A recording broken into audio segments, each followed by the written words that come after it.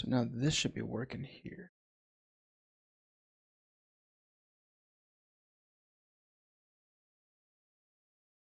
Oh gosh, it's actually working. Okay.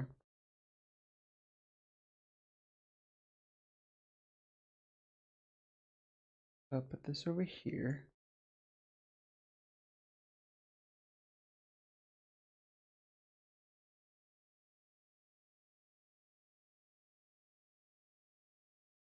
Oh gosh, it's actually working. What's going on? How does everything sound? Do I sound okay?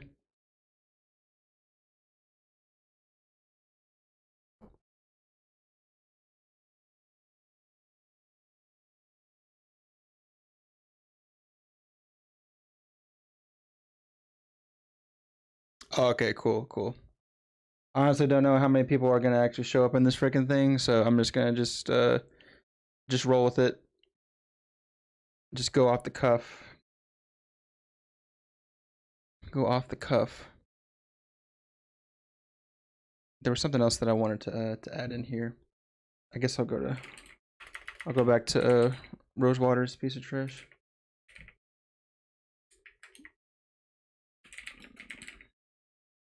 The teaser. Here we go with the Blogatog right here.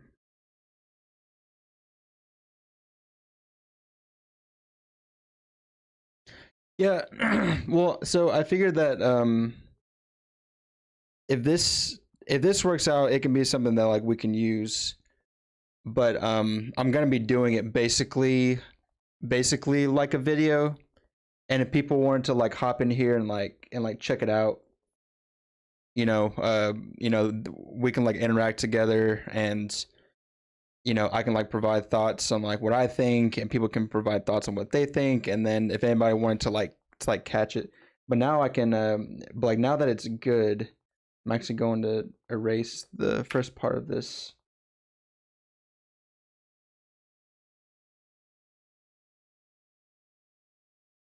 Yeah. Like a live Q&A. And like they can ask whatever questions, cuz I mean, we've never done something like this before. So you know, it'll be funny for people to like ask questions about the stream, or like people in our the channel, or like people in oh, thank you, Beba.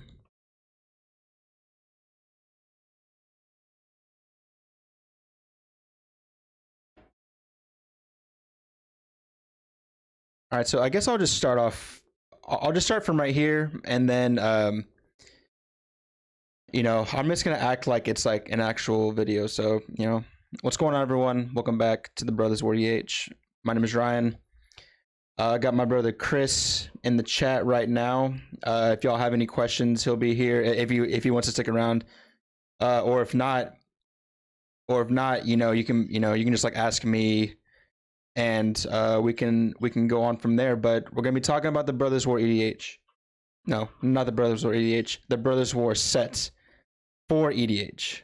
My bad. It's weird to me that we appear to have the same lesson. Well, you're just here to support the channel. So, you know, a little background about the set.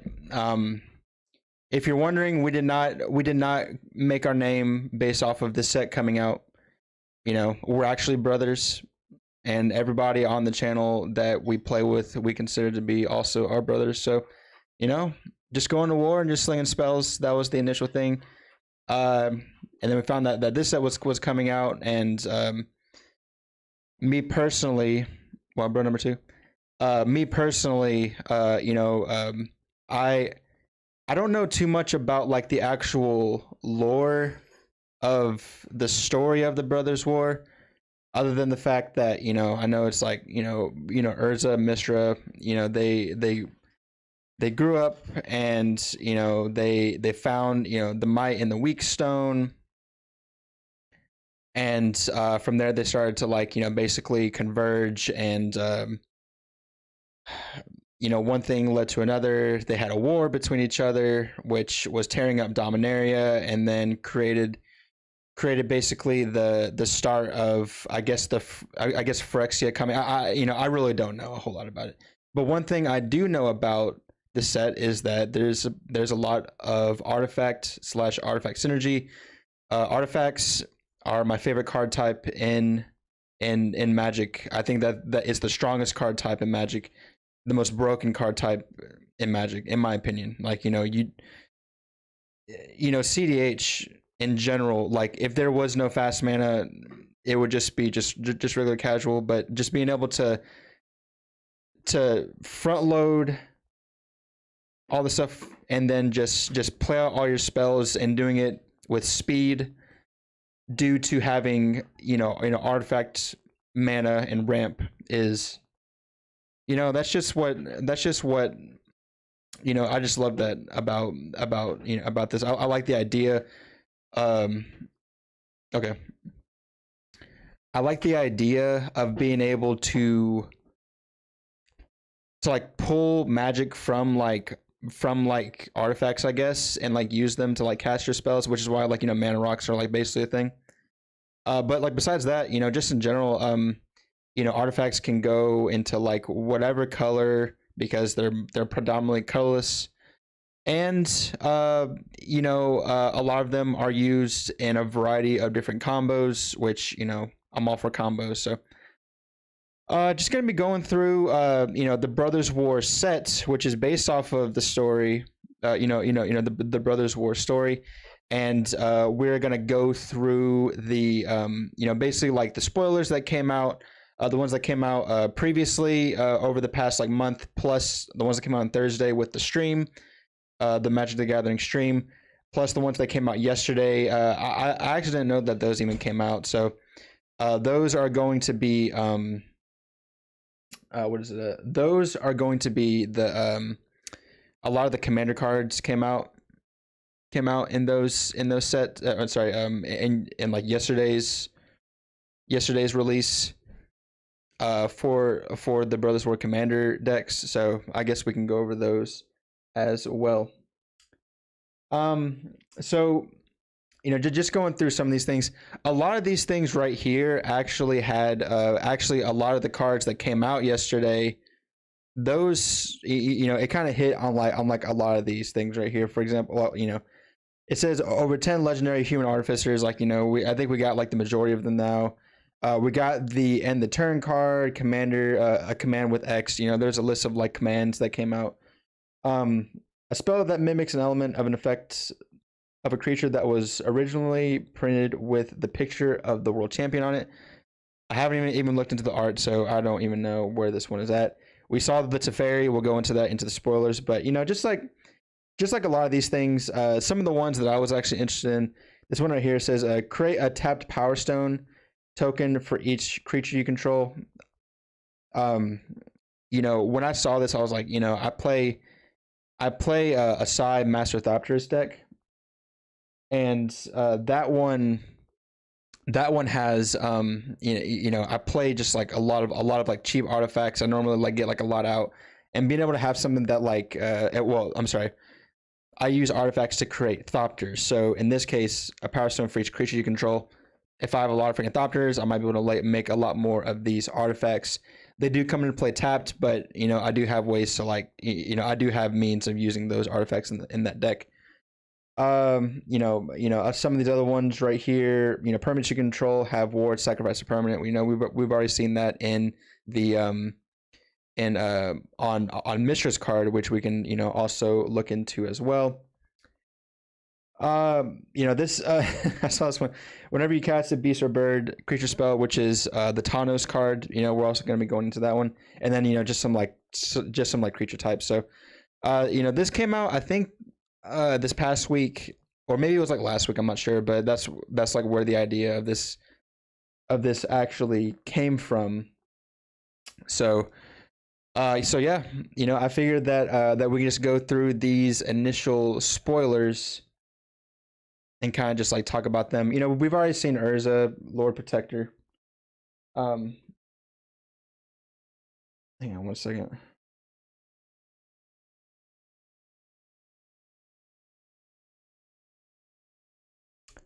So we've already seen Urza, Lord Protector here. And so we just move into like some of these other cards. Teferi, Temporal Pilgrim. It's 3 mana. It's a 5 mana Planeswalker, mono blue. Um, 3 and 2 blue. Whenever you draw a card, put a loyalty counter on Teferi. You do 0 to draw a card, -2 to create a 2/2 blue spirit creature token with vigilance. Whenever you draw a card, put a +1/+1 counter on this creature. -12.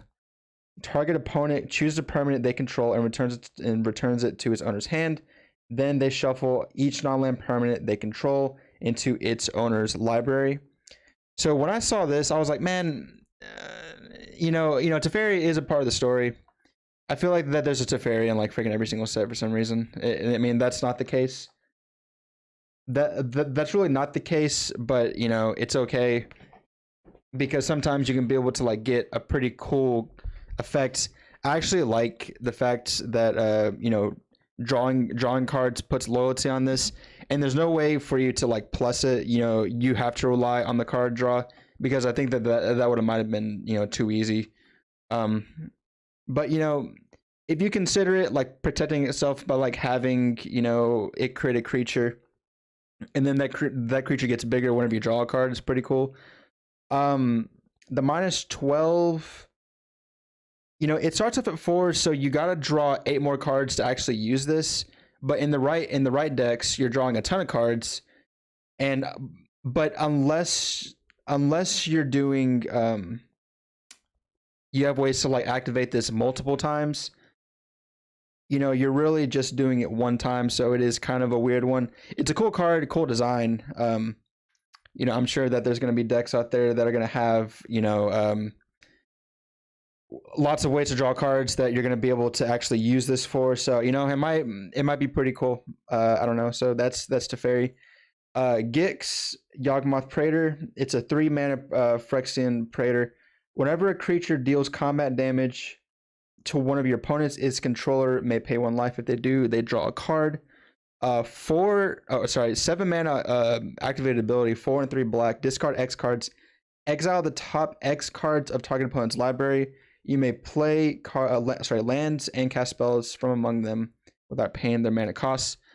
This card is interesting. I don't like how like your opponents get the ability to draw the cards. I kind of wish it was like whenever you do it only, because it lets them be able to just draw cards for it's like attacking. I also feel like the ability, it's a very cool ability. It is a fun ability, right? But I think that it's too much. It's too much resources from you. Not only do you have to discard cards, but you also have to pay 7 mana each time you. Now, if this was like each opponent, I think that would have been really cool. That might have been too powerful. But then again, though, you're discarding like you pay 7 mana, you discard like 5 cards, and you're doing it for only one opponent. Let's say they do like 5 lands, or like maybe like 3 lands and 2 spells.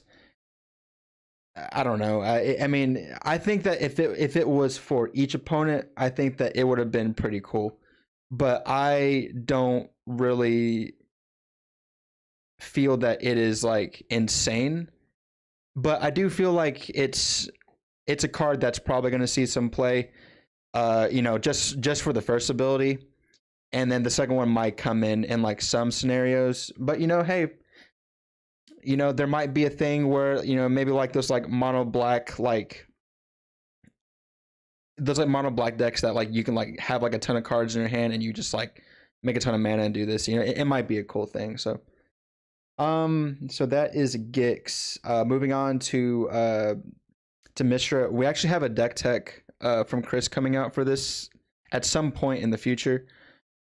He's still working on that, but this commander is really cool. I like the ability. I know that like a lot of people were because I've been checking like the EDH subreddits, and what I've noticed is actually that there are a lot of people that feel like this ability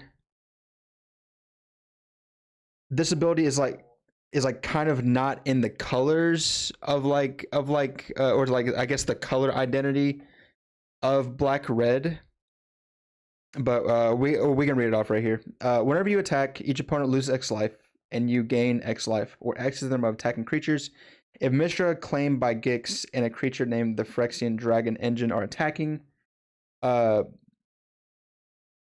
you both own both of them, exile them and then meld them into Mishra, lost to Phyrexia.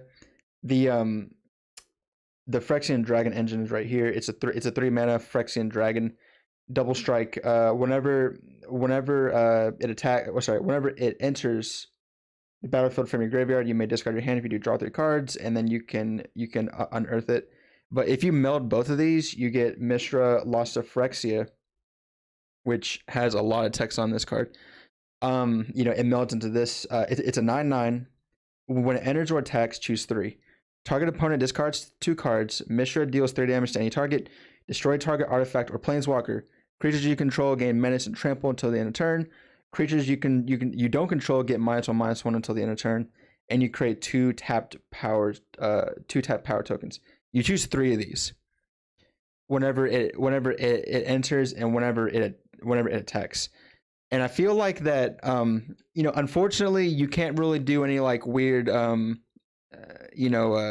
recursion with this, because whenever this is gone, it goes back to the original card, and the odds of you I mean you couldn't even do it anyways, because once you meld with the Phyrexian card that we talked about, the Dragon Engine, it exiles, so you don't even get that back. But these are some very, very strong abilities for being able to to enter and attack, and like that's not even counting if you get like extra attack steps, and it's a 9/9. You know what I mean? Like that's nothing to like scoff at. But going back to Mishra, whenever you attack, each opponent loses X life and gains X life, where X is the number of attacking creatures. I mean, just in red alone, like there's some strategies for like we're talking like goblin strategies. We're talking there's a lot of different kinds of like token strategies and like red specifically. But also there with like black and like losing life, I can kind of see it, but I think that the design space for this card is really interesting, because it's not really normal.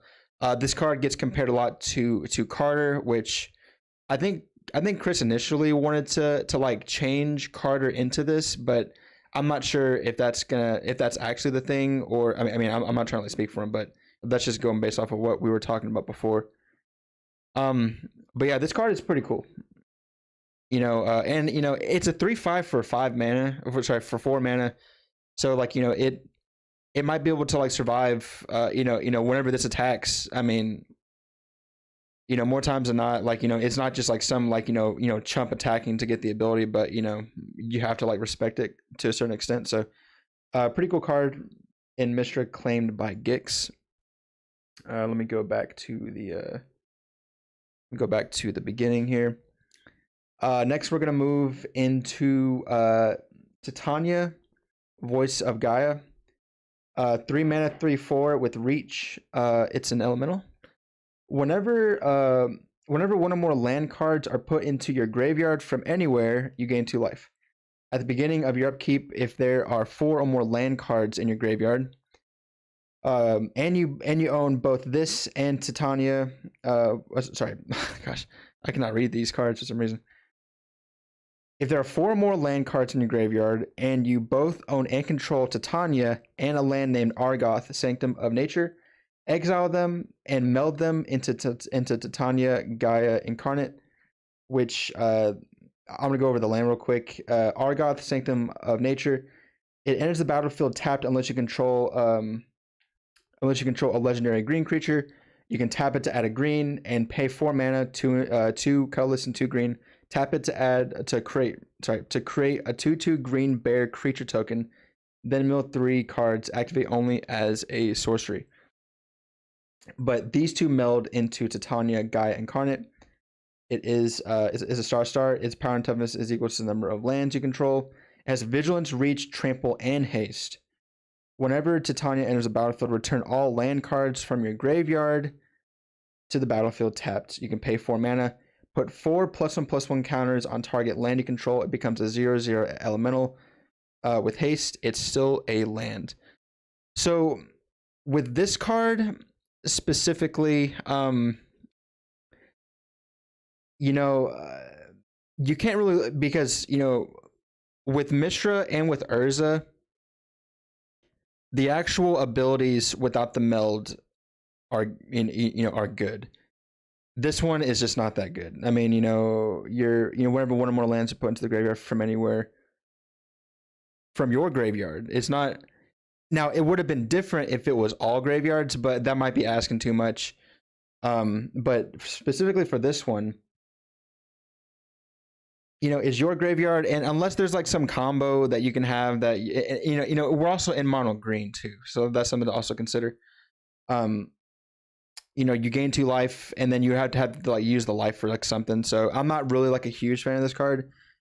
I think that this card would be interesting for like other formats outside of standard, outside of like EDH and Commander, but I'm just not really too fond of this one. And the land, you know, it enters tapped unless you control a legendary green creature, which is like, you know, unless you have Titania or like another green creature out, this enters. It's basically gonna be a forest, and then, you know, the format, it's like create a beast, and then I guess this synergizes with with Titania to like let you gain life, but that's not really like a huge deal. So, and you know, I'm not really a big fan of this card, honestly. But, you know, if there are, you know, let us know. You know, if you are a fan of this card, you know, let us know. There might be something cool to go over here. Just moving on, in the trenches, it is a 3 mana enchantment. Creatures you control get +1/+1. 6 mana to exile a non-land permanent you control, or sorry, you don't control. Until trenches leaves the battlefield. Activate only as a sorcery, and only once each turn. So, you know, Anthem effects they're not like insane. And I feel like that sometimes they can be a trap depending on the deck. But like just like baseline Glorious Anthem, which is like the original one, it's, you know, it's just not that strong. So now you have Glorious Anthem with this ability. You know, you get to exile a non-land permanent in mono white. I mean, assuming this is in like a mono white deck. But you can only do it once each turn, and it's 6 mana, man. Like, that's just a lot of mana. So when I first saw this, I was like, you know, I'm not really big on that, because, you know, and plus they come back when this leaves. I think that it would have been different if the trenches part, if it left and they came back.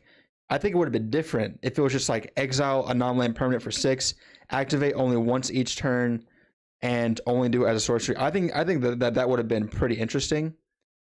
But if this leaves, I mean, there's just much better effects on other enchantments, you know, than this. So I'm just not really a huge fan of this card right here. So now we move into Drafna, founder of Latnam. It is a 2 mana artificer. Human Artificer Advisor. Sorry, it's also in Advisor. Return target artifact you control to its owner's hand for 1 and a blue. Pay 3, tap it, copy target artifact spell you control. Personally, I'm interested in this card because I'm sure that there's ways to abuse the first ability. Like maybe there's like something that, like, you know,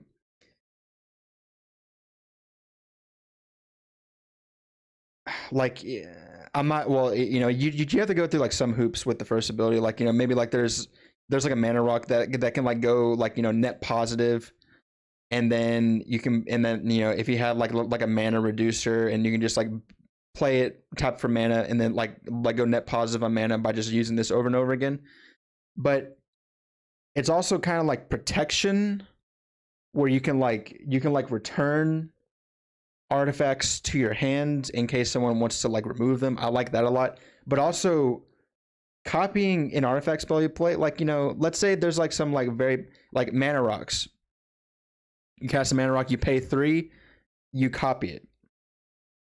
And maybe that's what it is, but the problem is though is that you have to tap it. But there's honestly there's not really like a lot of like it's nothing out of the ordinary for like artifacts, and they've been doing this a lot recently in past sets with like artifacts where they have like copy target artifact spell you control. So it is pretty interesting. I do think people are gonna try to break this card somehow, and I wouldn't be surprised if they do. But me personally, I wouldn't mind making a deck for this.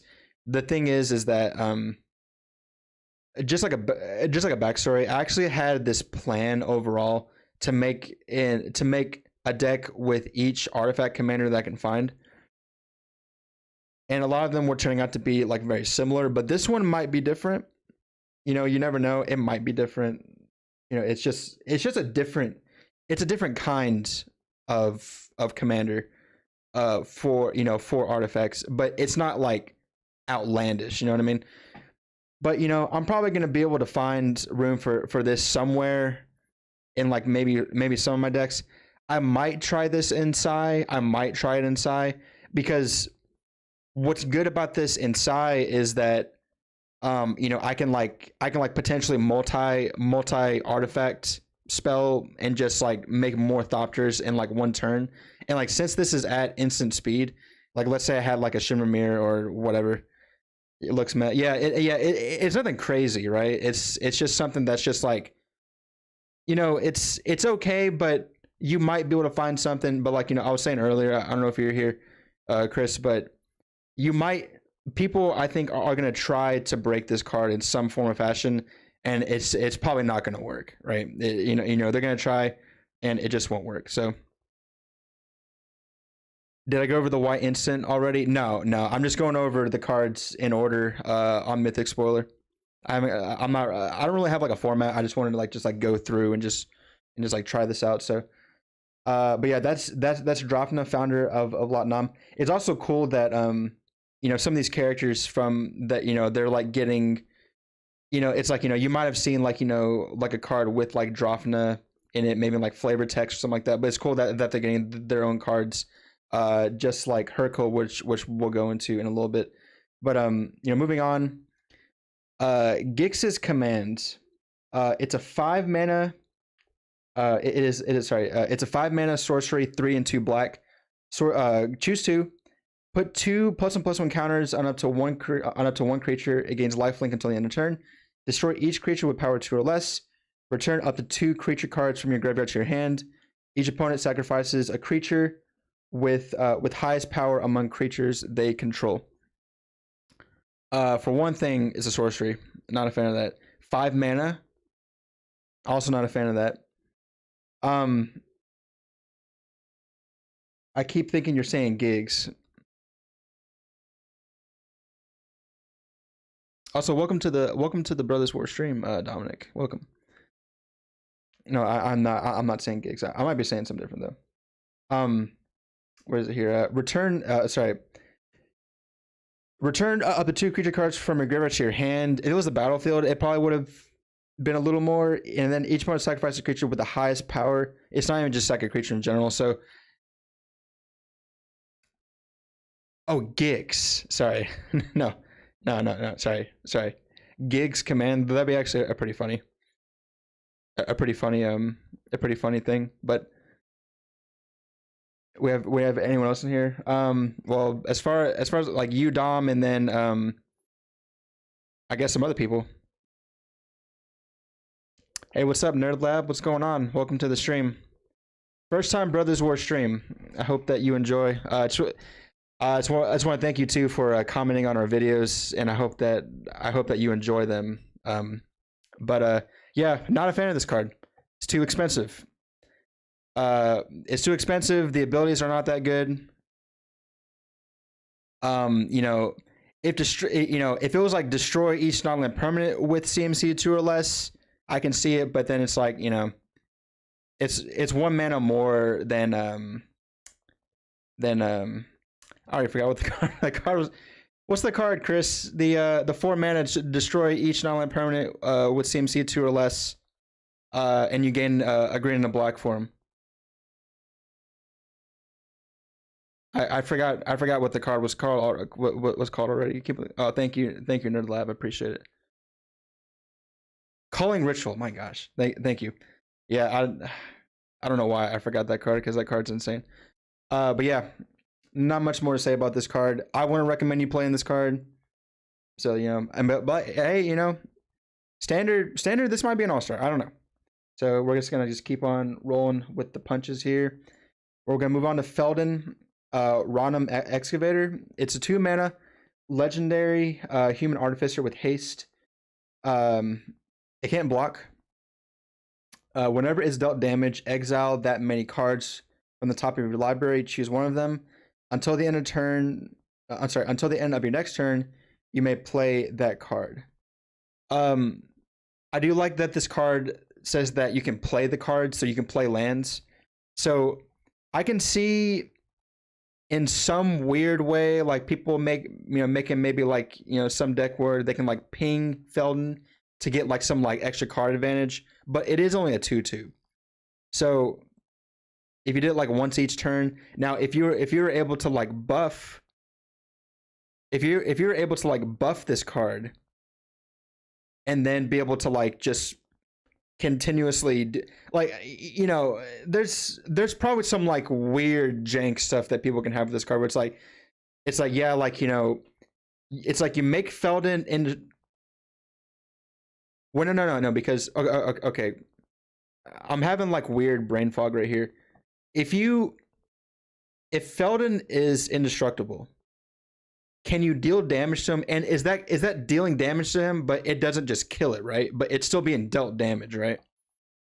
Makes me want to play Slimefoot. Dom, we're trying to get you back on the channel, man. I know that, I mean, people have been asking for you. People want to see the Isshin. They want to see the Slimefoot. They want to see your decks. So what? Just as a disclaimer to people out there right now, I am trying to work on getting back into in-person Magic, and we got some I've been working on like the technical parts about this. I'm trying to get that back, so hopefully y'all can be able to see some of the people that y'all haven't seen in a little bit, and maybe some more people that have yet to be featured on the channel yet. So it's nice. It's low to the ground. Indestructible would be where to go. Yeah, because like let's say you're able to like ping this infinitely, and you just play your entire deck. That's actually interesting. It seems like a lot of hoops to like jump through, but it might be okay. Is it jank? Is it jank? Yes. But is it spicy? Absolutely. Absolutely. All right, but yeah, that's Feldon. I do, and also too, it says the end of your next turn also, which I like a lot, because like people play like like commune with lava. If it was the same turn, this wouldn't even be a card. But the fact that you have a chance to like go around and get back to your turn is pretty cool. Did Dom tell you he outlived me? Yeah, Dominic's a freak, man. Tony, pound for pound, he's like the strongest guy I know.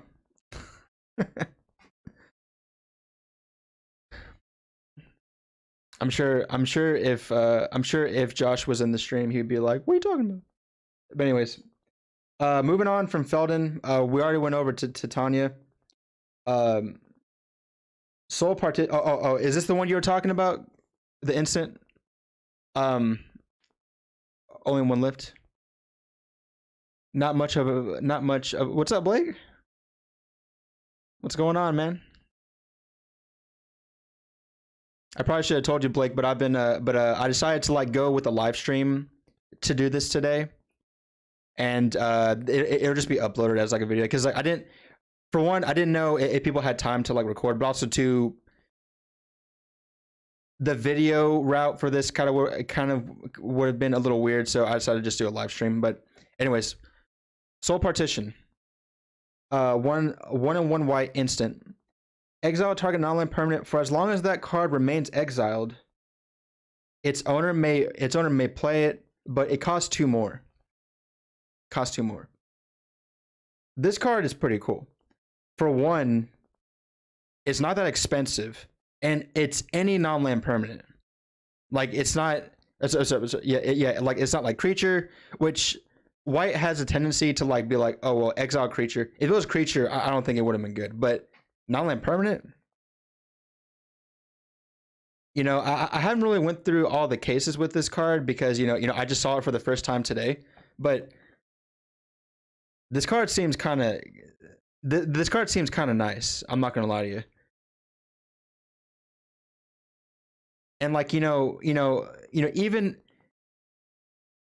with like even if you did it on like a commander or something like that, it just costs 2 more. So you exile it, it gets commander tag. Well, actually no, because you can choose to like exile it with this for as long as it remains exiled. Its owner may play it.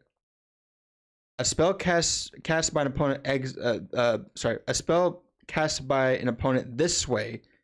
So yeah, never mind. It's not double. It's not double. It's just it's literally just like bada bing bada boom. On commanders, those paid 2 more. Pound for pound, I'm definitely not stronger. You are. It's better. It's a better voice. A better bounce spell. Yeah, it is. I mean, it's also not like committed to like blue. So you can play this in like whatever deck is running white. So I mean, it's pretty cool. It is a tempo card for sure. It is definitely a tempo card. And like it's like you can also see this as like a suspend, but it's for any non-land permanent. So it's just cool. I don't know.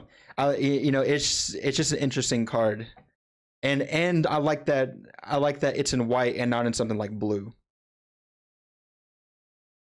Yeah, for sure. Better bounce spell. It just costs. It's just more. Would this be? Okay, I'm just throwing out stuff right here. Would this be one of the best bounce spells? Because it makes your bounce spell just cost more. Protection for your permanents if need be. Yeah, true. Unfortunately, it would cost more. it would cost 2 more. But oh, you don't think so? I guess. Yeah. I guess with like bounce spells, you also have to consider that like you might have to bounce your own stuff. So if you're not like if you consider bounce spells in the terms of like, okay, well, I want to bounce somebody else's thing, then like yeah, because it costs 2 more for them to cast it. But also it doesn't go back to their hand. So I mean, it kind of works in ways where it's like, it's 1 less card in their hand, but that doesn't really matter. As far as bouncing non-land permanents, it's about on rate. Oh yeah, right. It's definitely not a rift, but like, you'd be playing this over like, some other like cheesy bounce spells that they have out there. But it's also in white though. So, well, I mean, I guess this would be like the only like white bounce spell there is. So, I don't know. It's a very cool card though, but we're gonna go ahead and move on from here. Hurkyl's Final Meditation. Hurkyl is in the set. If y'all haven't seen Hurkyl's Recall, classic Magic card. If I'm playing Hurkyl's Recall, I'm trying to play all of my artifacts again. But if someone Hurkyl recalls me just for just if I'm trying to like swing out with all my little constructs or Thopters and then I get Hurkyl's Recall, that's not really a fun. That's not really a fun way to go. But Yeah, Hergle's Recall. Sorry, Hergle's Final Meditation. 7 mana instant. As long as it's not your turn, this spell costs 3 more to cast. Return all non-land permanents to their owner's hand, end the turn. So this was the end. This was the end the turn card. So if it's your turn,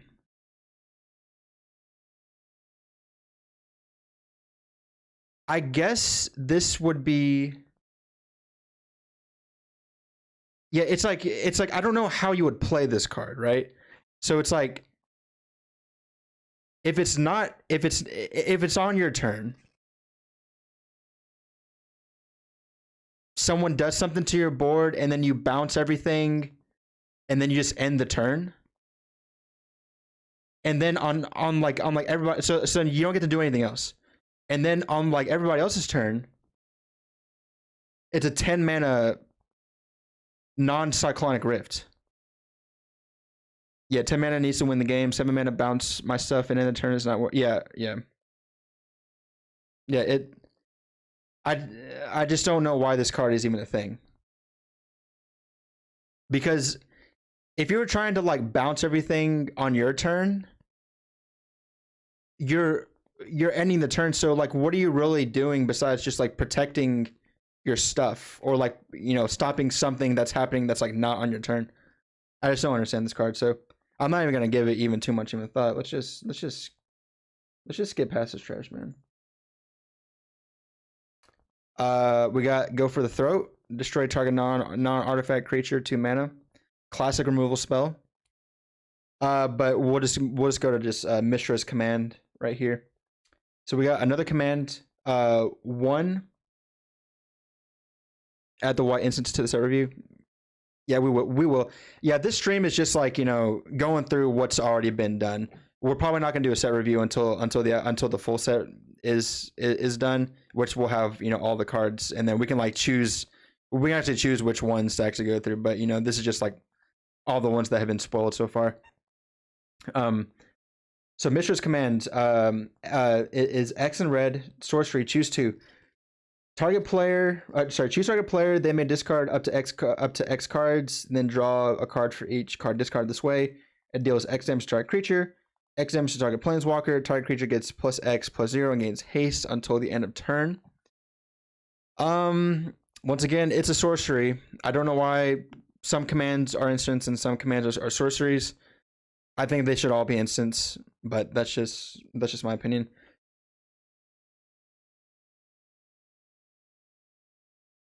But you do get two modes. I would say this more times than not, where you're just drawing the cards, and then you're doing something else. It's a consideration in Jaheira. They may discard up to X cards, then draw a card for each card discarded this way. You playing Zyrus? Yeah, Zyrus would be good. Zyrus would be good for sure.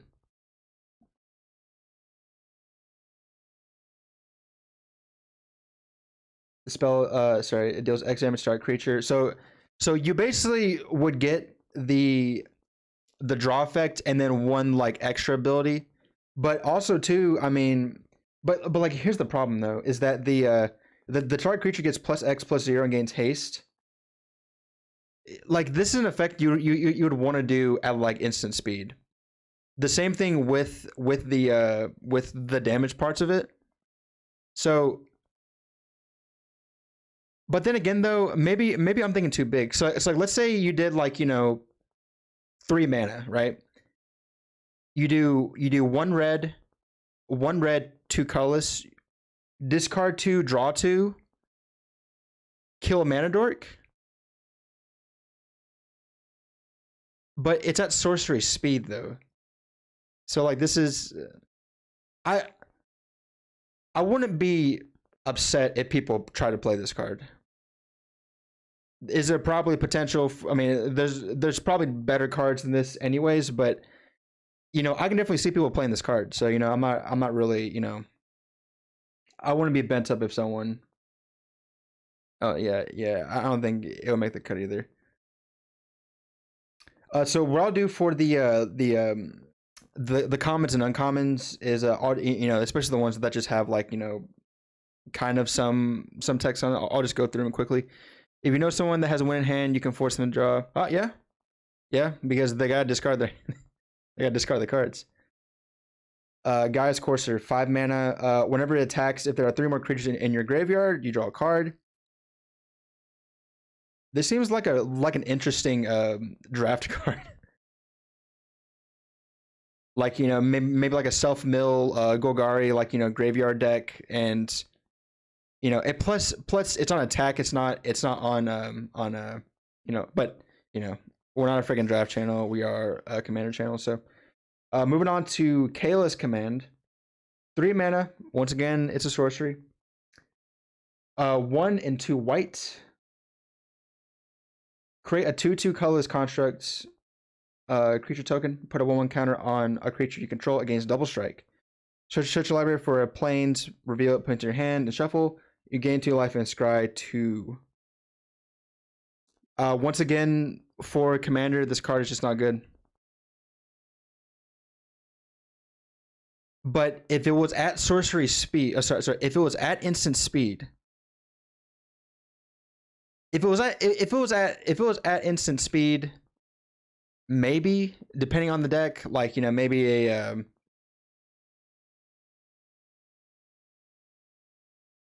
I don't know.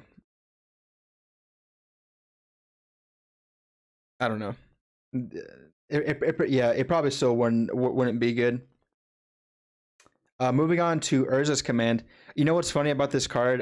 When I can see it in budget combat centric. Yeah, I thought about Feather when I saw it because I was like, oh well, you're actually targeting you're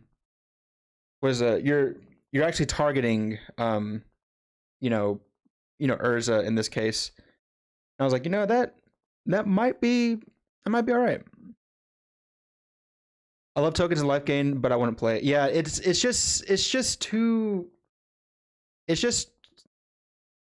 just not good. The rate might be okay, but the modes are just not good. This card is so underwhelming for Urza's Command. Huge miss for Wizards.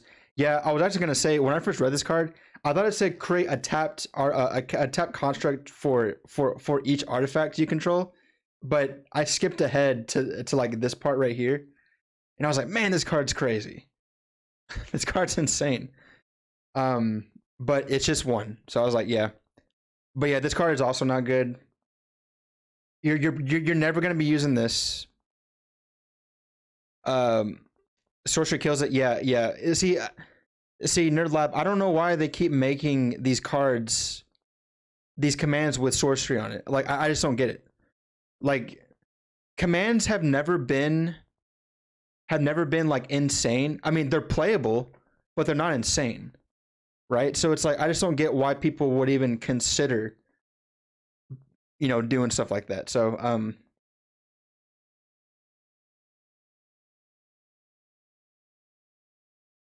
sorry, hang on 1 second, boys. Let me see something real quick. Okay. Yeah, but yeah, this card's not good. And you're right, like, maybe they're like, well, Urza himself is already strong in the set, so let's just make his command like subpar. But I mean, 4 mana too, man. Like, come on, it's not even a thing. Overwhelming Remorse. This spell costs 1 less for each creature card in your graveyard. Exile target creature or planeswalker. This card is for a common. This card is pretty cool. I think it's going to see a lot more constructed play though than like commander play. But like, people play no, it's different because Murderous Cut, I was like, oh yeah, this Murderous Cut, but like Murderous Cut, you're delving, which is way different than this. So yeah. I mean, at least it's not destroy, it's exile. But yeah, you brought Monastery. Okay, so moving on. Monastery Swift Spear reprint. Love this card for I played just like a tangent. I played a Tarka Red back in Cons of Tarkir Standard with what was the Dragons of Tarkir? Like you know that whole block, and it was such a good deck. And Monastery Swift Spirit was like the head of that. It's still being played, I think, but I don't really keep up with like the other scenes as much. Okay, moving on. Argothian Opportunist, 3 mana. Whenever it enters the battlefield, create a tapped Power Stone token. This card, you know, I mean, you know, just for the flavor, I like how they want to go with these, but I hate that it's tapped. As always, when things come into play tapped, that's not a good look. So, yeah, you know, whatever. Moving on to Recruitment Officer, a 1 mana 2/1, 4 mana. Look at the top 4 cards of your library. You may reveal a creature card with mana value 3 or less from among them, put into your hand. Put the rest on the bottom of your library in a random order. Yeah, this card is. I mean, it's a lot for freaking 1 mana. You know what I mean? Spicy in a stack shell, yeah. Especially with those creature-based ones, like you know, you'd probably want to play this in your like Thalia decks, where like a lot of your stacks cards are like creature-based. Because you know, especially like if you can't cast spells, or if you're playing something like you know, was Eidolon of Rhetoric, and those ones where like you can't draw or you can't Hey Bear, rule of law, win commons. Yeah, right, yeah, yeah. I think yeah, for sure. I think that's an interesting card for sure. We're probably gonna be seeing it in those decks, so you know. No, I mean the only person who's made like a Hate Bears deck in our group is Chris anyway. So yeah, I mean I don't know if this would be a consideration for your deck, maybe not. But yeah, it's interesting. Hercule, Master Wizard. 3 mana, 2/4. At the beginning of your end step, if you cast a non-creature spell this turn, reveal the top 5 cards of your library. For each card type among non-creature spells you've cast this turn, you may put a card of that type from among the revealed cards to your hand. Put the rest on the bottom of your library in any random order. Gotta see where the card slot. 1 mana is the best. Yeah, right. That's what I'm saying. It's a lot for 1 mana. Yeah, when I first saw this, and for some reason, I have this thing about like reading a card and thinking that like it does something, but it just doesn't do the thing that I wanted to do. I thought it said for each card type among non-creature spells you cast, you may put a card for each of those types. So like you know, let's say you cast like an instant sorcery artifact, whatever, and then you reveal 3. If you found 3, you put all 3 into your hand, and that's just not the case. It's just 1 card from that subset of cards that you casted. So, I mean, you're churning through your deck, I guess. You know, you're getting, but like, it goes back into that thing where it's like, okay, well, this card gets better if you're playing more different types of non-creature spells, which primarily will be instant sorcery artifacts. On how many you cast. For each card type among non-creature spells you've cast this turn, you may put a card of that type. A card of that type from among. Okay, so it is. So it is for each type you put a card. So if you cast an instant sorcery artifact, and you revealed 3, you put 3 into your hand. Oh, okay, so it is like that. I thought it was just okay. Maybe in this case, you know, it was like that, and I was trying to like doubt myself because a freaking Urza's trash card. Oh, okay, but you know, you're not playing too many blue enchantments, so instant sorcery artifact, right? Because what if you do all 3 and then you just draw and then you just reveal 3 lands or something like that? Like, I don't know where you would play this deck or play this. Probably is too low. Yeah. Like, it would be cool if you hit it, but when you hit it, isn't even that good. You know what I mean? Planeswalker too, I guess. But, you know, if you're having Hercule as your commander, it's probably not going to be too good. You know what I'm saying? Okay, moving on to Mishra Excavation Prodigy. 3 mana, haste, 1, tap it, discard a card, draw a card. Whenever you discard one or more artifact cards, add 2 red. This ability triggers once each turn.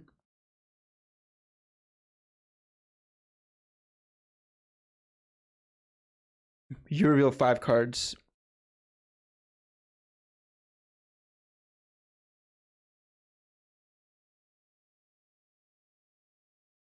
For each card type among non. Yeah. So instant sorcery, artifact, enchantment, planeswalker. But the thing is, though, is that how many times can you actually? I guess the best thing for this would be okay. Well, if you were like mono one of these, you would just cast it and then just hope to get something. Like okay, cast an artifact. You hope to get an artifact. You cast a sorcery instant, like those kinds of things. Just saying, if you cast three different types, you'll still probably only get 2 at best, and probably is still looking too low. Setup cost too high. Yeah. But if I was running mono artifacts, I'm drawing. I guess it's like if you cast a spell this turn, you draw a card. If you're running just like a ton of artifacts, but you're also filtering but it's not scrying though. So it's like, let's say that card is like something that like you wanted to like have. You have to put it on the bottom. So is it? I don't know. But yeah, Mishra. Whenever you discard one or more artifact cards, add 2 red. This ability triggers only once each turn. I kind of like this as an uncommon. You get to what is this? Rummage, discard and draw. And then you get mana off it. So it's like, I mean, shoot. Let's say in a lot of those mono red artifact decks, it's like Jewel Lotus Mishra turn 2. You play your second lands. You discard like an artifact and draw, and then you play like a 3 mana artifact. But like that's also not counting if you have like freaking mana rocks. Like this card can get very, very fast. It's card draw in the command zone. It's a discard outlet. It has haste too, which is also really good. You can do some fun with this. Yeah. I mean it. I do like this card, and it reminds me of like, what's that card called?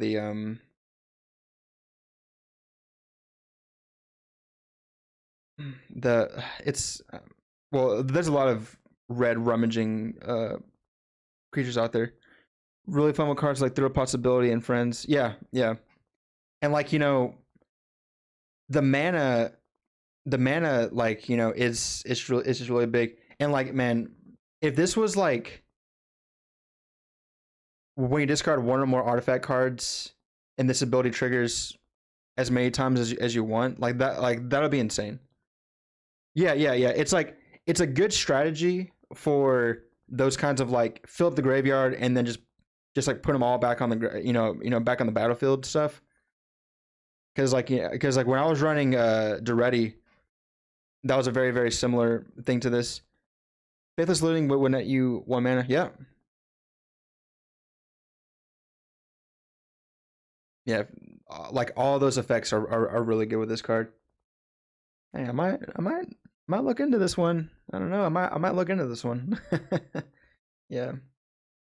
I feel like what I like about Mishra's cards is that a lot of them, or sorry, all of them that have been spoiled. Well, I mean, I'm assuming all of them in general.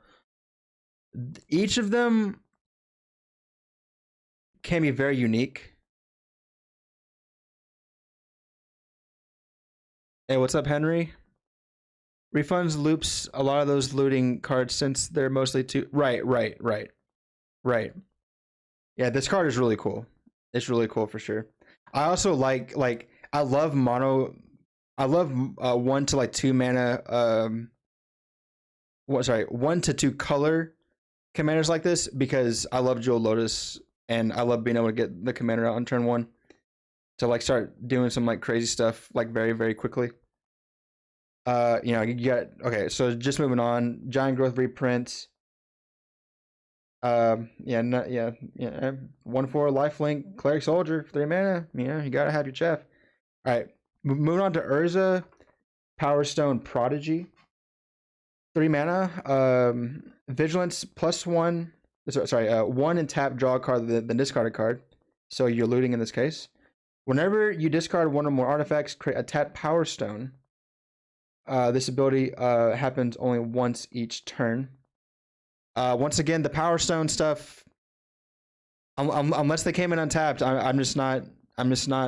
Sorry, yeah. Unless they came in untapped, I'm just like, who freaking cares, man?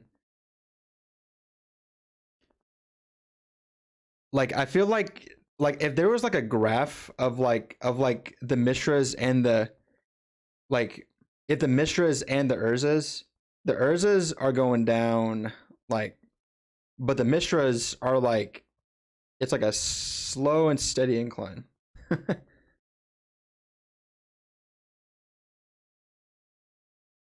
I feel like they're trying to make Power Stones happen. The Power Stones being untapped is big on these. Yeah, yeah. It's just you're right. They're just worse treasures, but also they don't even make mana of any color. It's just colorless, and they're only on they can only be spent on non-artifact. Sorry, they can't be used on non-artifact spells. So treasures are just infinitely better than this thing. Yeah, gold. Oh, the old gold, man. All right, so moving on here. We got enchantment. Bitter Reunion, 2 mana. When it enters the battlefield, you may discard a card. If you do, draw 2 cards. You can sacrifice it to give creatures you control haste. I remember they brought this card up. Make gold great again. Yeah. I feel like gold was just part of like the flavor of there was one creature in the, I think it was Journey to Nyx, that had inspired. And you can like tap it to like it's like exile. And then whenever it untaps, you create a gold or something. I forgot what it was. I thought about making that like 5 years ago, but you know, gold's better than treasure. Gold doesn't need to tap. Just played you here. Yeah, insane.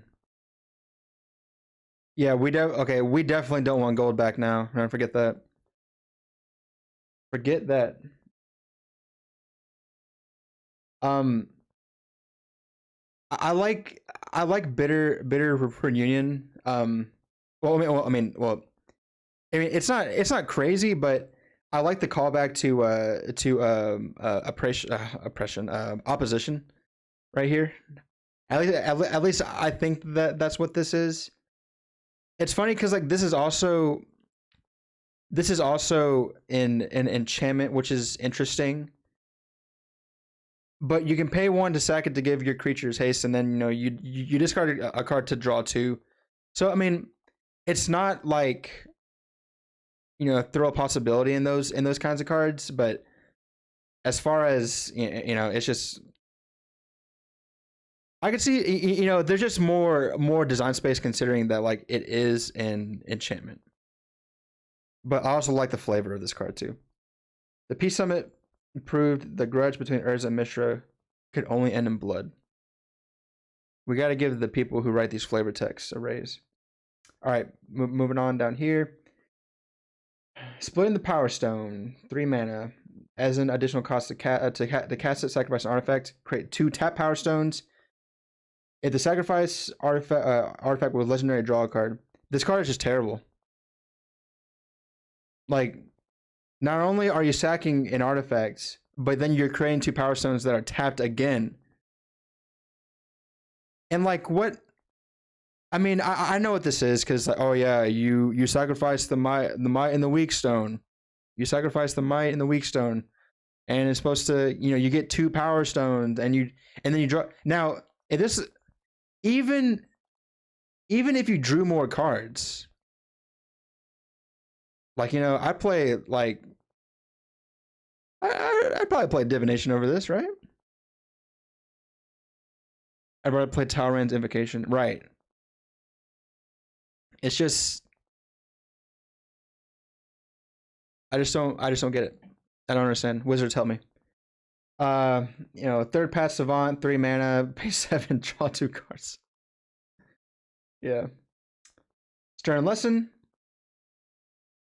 This is a 3 CMC slot. This is pretty much right. You are absolutely right.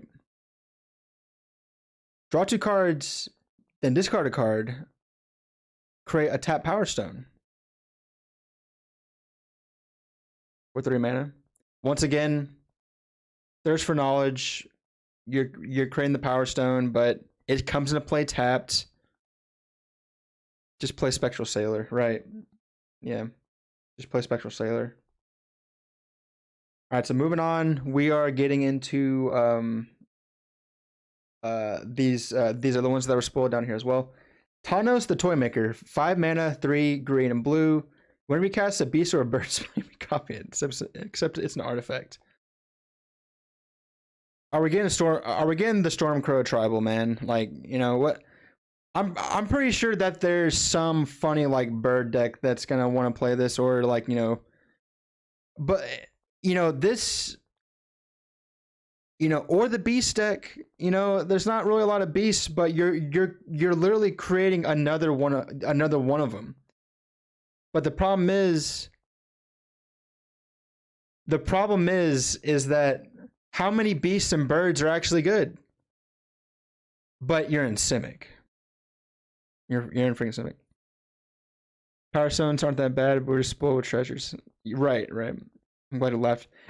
Okay, I don't know too much about Tawnos, but you want to know what's funny about Tawnos is that there's this Simic Tawnos, and then there's the Esper Tawnos, and it's like, I mean, I guess in the sense where it's like, I guess he, but like I don't know anything about him, so it's like, maybe he makes birds and beasts or something. Interesting card. Making them artifacts give more. Yeah. Making them artifacts is good. You get all the snake, beast, bird mutants. Right. Also, I mean, I wish this is like 4 mana, but I'm always on like the line of like, if this is like 1 mana less, but in case like this wouldn't be that bad at 4 mana, would it?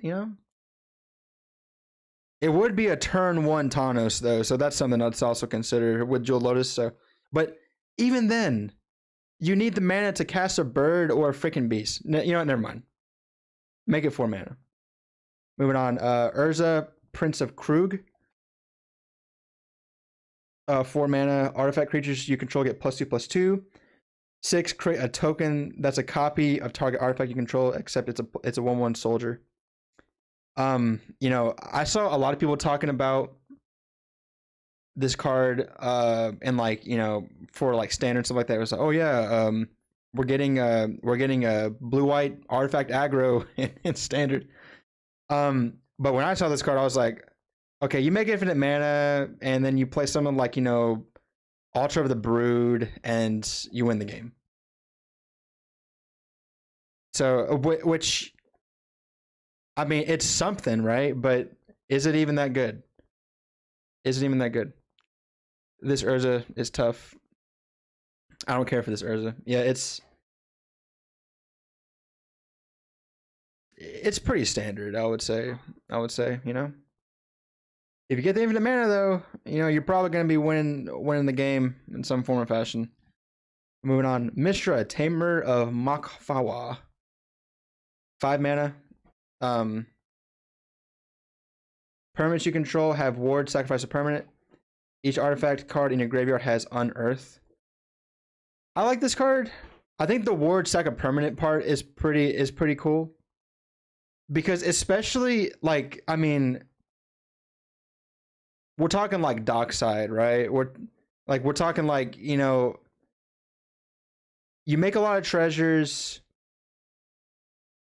you do stuff like that, and then all your permanents. It's not even your it's gonna be very rare that someone's gonna want to like freaking destroy your lands. But just think about that.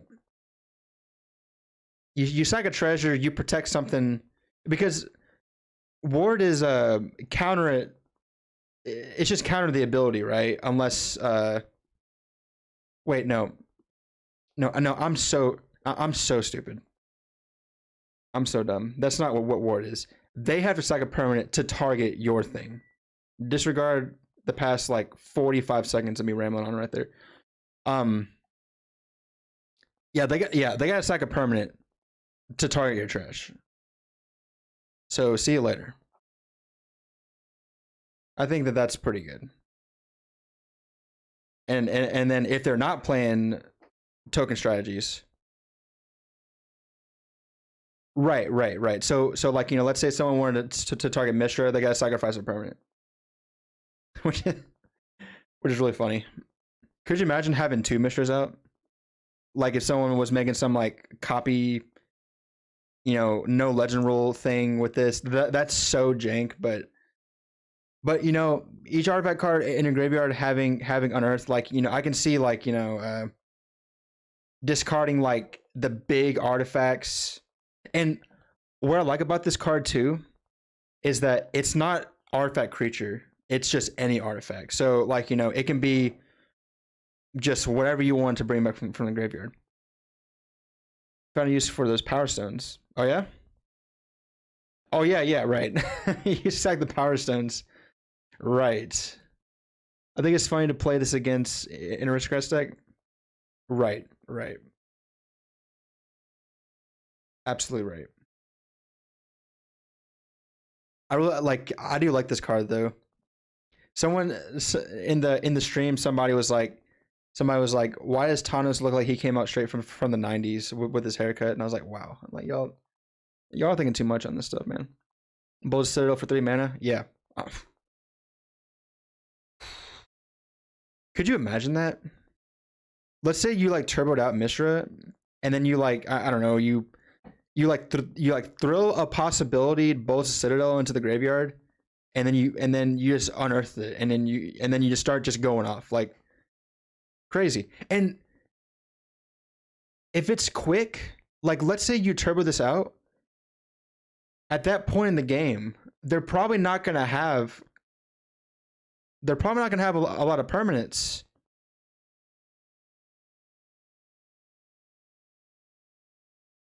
Entomb Citadel, end of turn and do it. Crazy. Yeah, because you just unearth for 3 mana, because it would have been a lot worse if it was like unearth for its mana cost, but any artifact 3 mana. Any artifact 3 mana. I'm guaranteed like this might be like one of the coolest cards that I've seen be spoiled so far. But yeah, that is Mishra, Tamer of Makfawa. Okay, moving on. Queen Kayla, Ben Krug, 3 mana. 4, discard all the cards in your hand, then draw that many cards. You may choose an artifact or creature card with mana value 1. You discard it this way, then do the same for artifact or creature cards with mana value 2 and 3. Return those cards to the battlefield, activate only as a sorcery. So this card is really cool. Especially in like Boros, I think this card does stuff that it's like, yeah, it costs 4 mana, you're discarding all the cards in hand, but I think that it's gonna take a very, very like experienced deck builder to like make something with this card. Because, I mean, there could be like a lot of piles in your hand that might be able to like just go off, right? But even in general, it's like you go hellbent. Oh, sorry, I'm sorry. You draw a lot of cards, you discard them, and then you just put them onto the battlefield. Instead of having to like freaking pay mana for them. This card's my jam. Are you gonna make this deck? We're talking about Queen Kayla. Queen Kayla.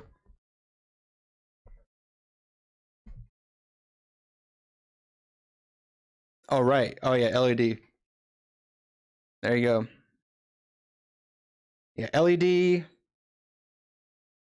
And then you know when you start adding in like freaking uh you know you know uh freaking breach, like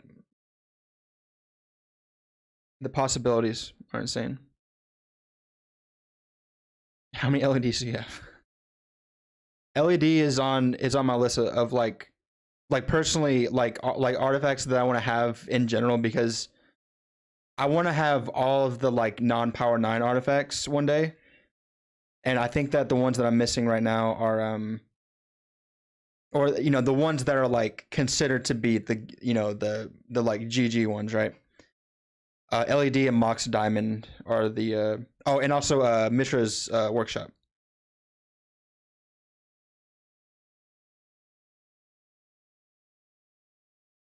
Less LEDs and cradles. You want to take that from me too? Get them. But yeah, this card's really cool. I'm sure that there's gonna be. I mean, I'm pretty sure I can go to like freaking EDH Rec and like see, maybe some people have been trying to make stuff with this card. But I'm actually curious to see what people can do with this one for sure. Like, so, like there's gonna be some like really crazy, some really crazy synergies that you can have this one. All right, so yeah, we're getting close to kind of the end right here. Yoshin Descendant. Whenever an artifact enters the battlefield under your control, put a 1/1 counter on target creature control. It seems like a pretty good standard card. If you can be able to work around that, because it's just freaking any artifact, so it might be like green white artifact big creatures. I don't know. But for commander, I mean, in the right decks, any card can be good. You know what I mean? Smotithe. Yeah. Iktek and Rebek. Yeah. Oh yeah. See, there you go. There you go. You already know the drill. All right, so moving on. We got the Skitterbeam Battalion. I actually haven't even seen this card until now. 9 mana. Prototype. You may cast this spell with different mana cost, color, and size. It keeps its abilities and types. I really like Prototype. I think that this is a really good mechanic. It has Trample and Haste. When it enters the battlefield, if you cast it, create two tokens that are copies of it. So 5 mana, you get 3 2/2s with haste.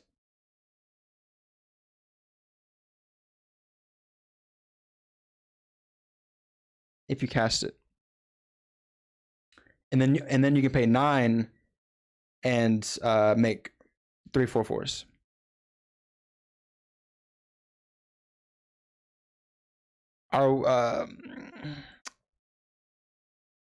Yeah, I mean, probably not going to be seeing this card much in like EDH unless you can utilize the the bodies more. I mean, they are artifacts, but they are only 2/2s, and like nothing else happens after that really. So moving on to the Phyrexian Fleshgorger. Yeah, these are really just like standard cards, but this in standard, man. Menace Lifelink, ward, pay life equal to its power for 3 mana. That's a pretty good rate to me. I don't know about y'all, that's a pretty good rate to me. You want to target it, you gotta pay 3 life. But yeah, interesting. Surge Engine, 2 mana, defender. Oh, so this is like the the Kithkin and all those, but it's like an artifact. But you kind of just like level it up. You're just like leveling up this card. It's pretty funny. It loses defender and gains this creature can't be blocked. 3 mana. It becomes blue and has base power and toughness 5/4. And then 6 mana. You pay 6. Draw 3 cards. Activate only if it's blue and once each turn. I mean, you get to do this every single turn if it's blue and if it's sorry, if it's blue. It just needs to be blue. But you can't get through the first. You have to get through the first two, unless you're doing something like the one blue Vidalcan guy that makes artifacts blue. Don't remind me of Kithkin. I hope we see some Kithkins in this set. Kithkin artificers. Hey, they're probably making bowls and like I don't know. What they're artificing is they're like little huts. Are we getting a Figure of Destiny reprint? My gosh. Terrible, terrible, terrible.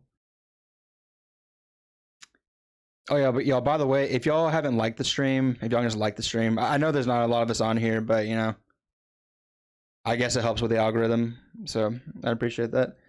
Moving on to the Stone Brain, 2 mana, legendary artifact, 2, tap it, exile the Stone Brain, choose a card name. I hate these cards so much.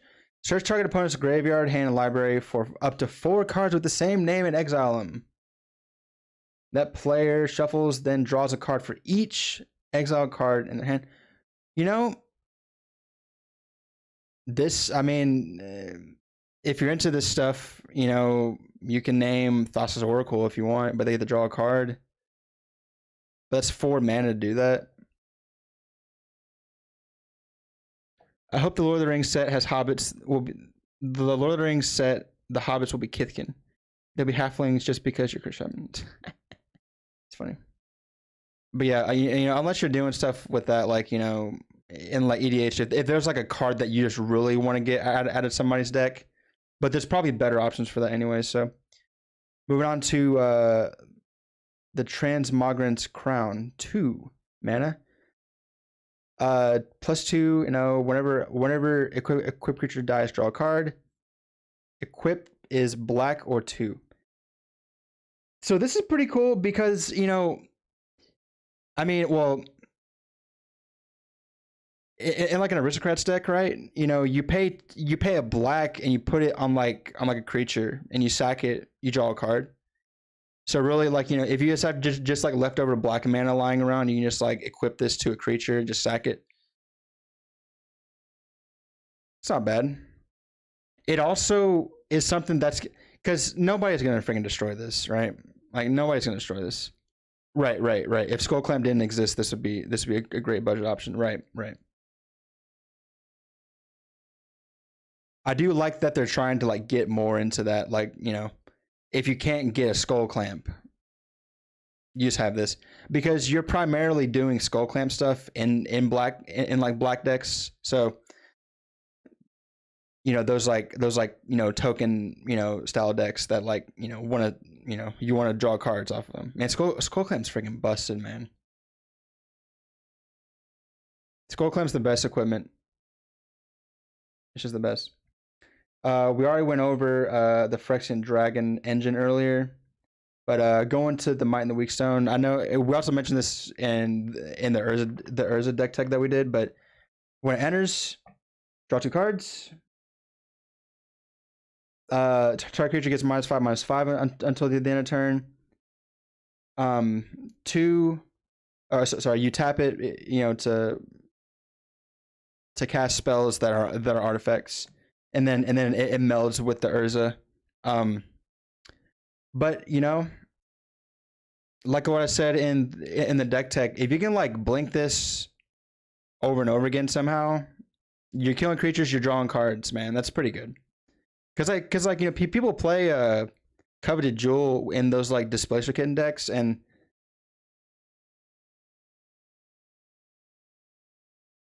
I mean, this might just be better.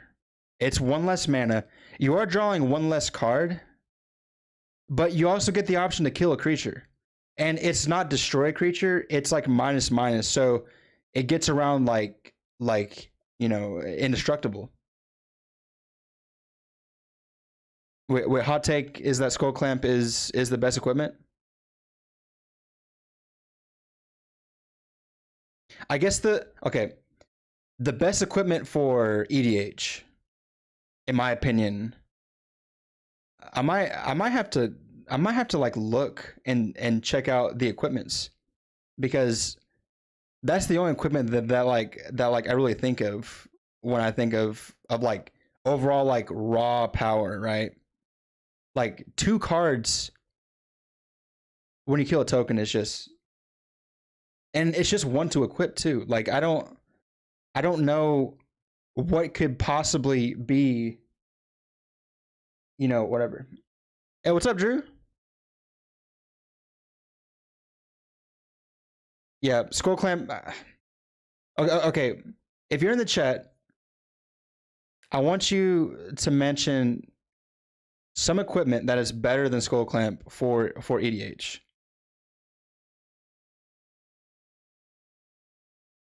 Well, I mean, really, I mean, Skull Clamp was banned in Type 2, aka Standard, back in the day.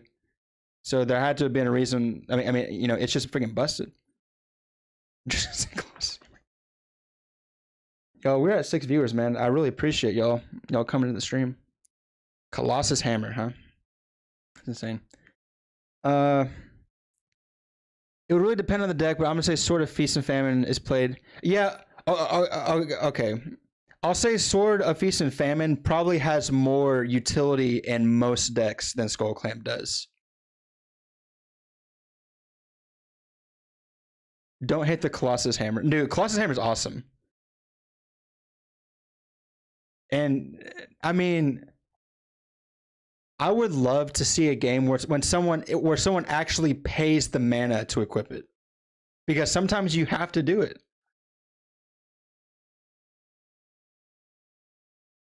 Fire and Ice. Arden. Sea Hammer. MC Hammer. Is GT good in see, I'm talking about in Commander. I mean, GT is good. Like GT is freaking good, right? But is it doing the stuff that Clamp can do? Because really, you use GT to kill creatures, and I forgot what the other ability is. It's -1/-1 on creatures, and gain 2 life. So it's more of like that's more of like a constructed card. I've seen Christian pay the full cost of Dark Depths before. Hey. 10 mana. Wait, no. It's like 20 mana, isn't it? Am I dumb? I haven't seen Dark. The reason why I don't know the mana cost of freaking Dark Depths is because because you never pay it, because you're always like Thespian stage, Dark Depths, get freaking the trash. And Bridges sort of Kaldra. I think Skull Clamp's #1, but you play a lot of tokens. I mean, that's my thing though. 3 mana, clamp 3 tokens. They're like nothing. You draw 6 cards, man. Like, come on. G and Commander is underrated. I mean, I'm not saying it's bad. I'm just saying, like, is it Skull Clamp good? Lightning Greaves. Yeah, Greaves is good. Greaves is good. You need to evaluate the deck. Think of Rafiq with Jeet and then Skull Clamp and Aristocrats. Might want to just mention how good these are without their synergy. If they, okay, so without synergies. Yeah, it is all contextual. But when I think about like the rate, Skull Clamp is 1 mana, equip 1 to basically draw. But also too, let's say you play Clamp in like some other deck that like your creatures just like die a lot, you're still drawing 2 cards. Like, and like GT, unless you're doing some like proliferate nonsense, right? You have to deal the combat. Do you have to deal combat damage with Vegeta? But with Feast and Famine though, that's on attack. So wait, is it on attack? Or is it on combat damage? Man. Y'all, I don't know what's going on with me today. I think my favorite sword, Feast of Famine. Cool. Okay. Swords are all damage. Okay. Or Fire and Ice. Okay, so it's all on damage. Yeah. That's something that nobody really, because every time somebody thinks about the swords, they're like, oh well, what are the abilities? But what are the triggered abilities? But like you're getting pro colors, man. Like I call this on the green. Okay. So I appreciate y'all's answers on that. I just love being able to find Skull Clamp with like Trinket Mage or something stupid, and it's just like it's so easy, man. It's just so easy.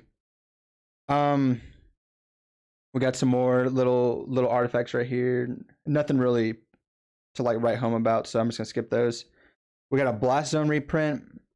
We got Argoth, Sanctum of Nature, which I talked about earlier when I was talking about Titania. Urza Saga. Yeah. Urza Saga gets it as well. Like there's just a lot of ways to it's just so easy, man. It's just so freaking easy. We got the freaking Painland, the rest of the Painlands coming out. That's freaking awesome. I like that. I like that a lot.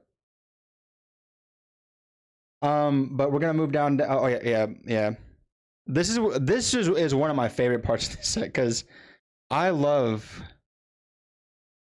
the brown frame so much, and now they're giving it to a lot of cards to where I don't have to like go on and make and well, see, but like here's my thing though. Unless I like actually wanted this like design thing right here, I can just proxy him.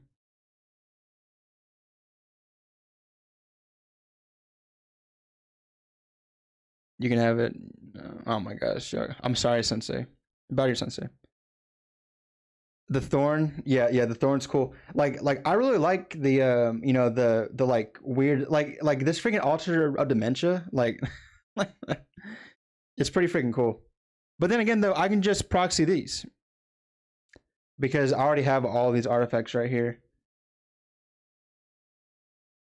Yeah, Thorn of the Animus, the Amethyst. Thorn of the Amethyst.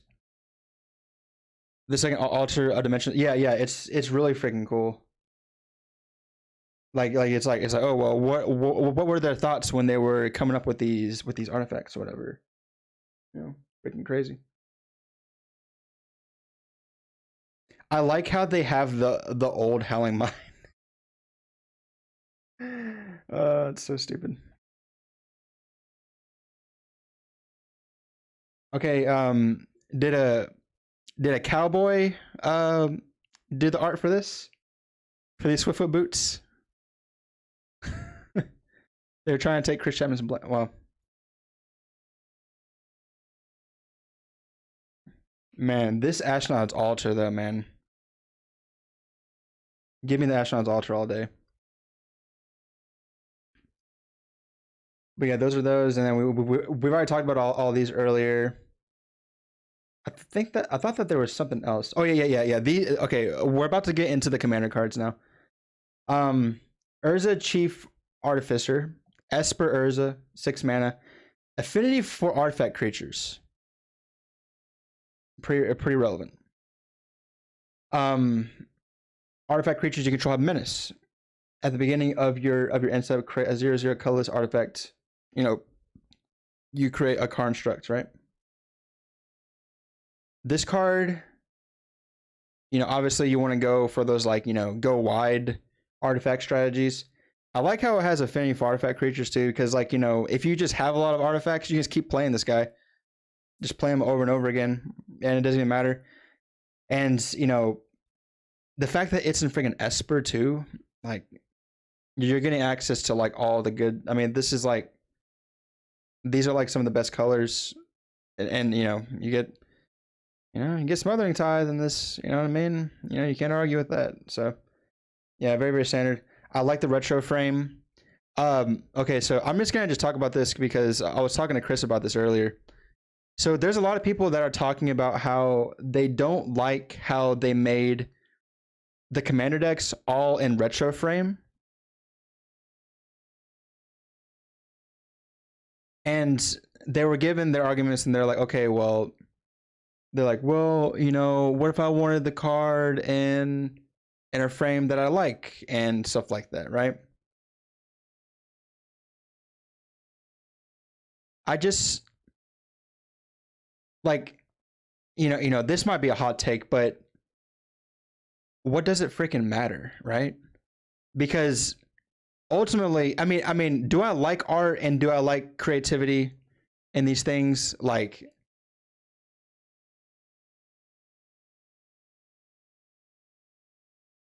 it's the cards will just do what they do, right? You know, they're gonna do what they do on the battlefield. So, Cyberdrive Awakener, Rise and Shine. Dude, I love Kappa Cannoneer so much, dude. That card's crazy.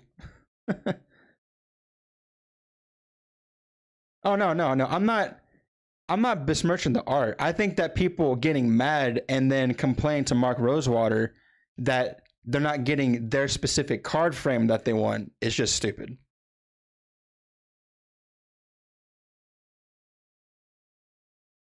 Like I just don't I don't understand why people get so upset about that. But also, what's not to like about the retro frame, man? The old gold, dude. Old gold. It's the old gold, man. Look at that. Back when we were playing when all the multicolored cards were all freaking in the gold frame, man. But you know what? Some of us are a bunch of like freaking magic boomers. Yeah. Hashtag old border, best border. Dude, the star foils are freaking awesome. And I don't know why they don't do it more. I think it's because they're afraid that like the ones that like had the star on them would like go down in value because it's a very very I mean it was like a part of a time when they're doing it and then they just stopped doing it. So maybe they're like, well, it'll be too common, and that might make the star foil Gaius Cradle lose a lot of value. But you know, a lot of people have their opinions on those things, right? They're all like, oh well, you know, uh, I spent $10,000 on all of these star foiled, and I don't want them to blah blah. But it's like, dude,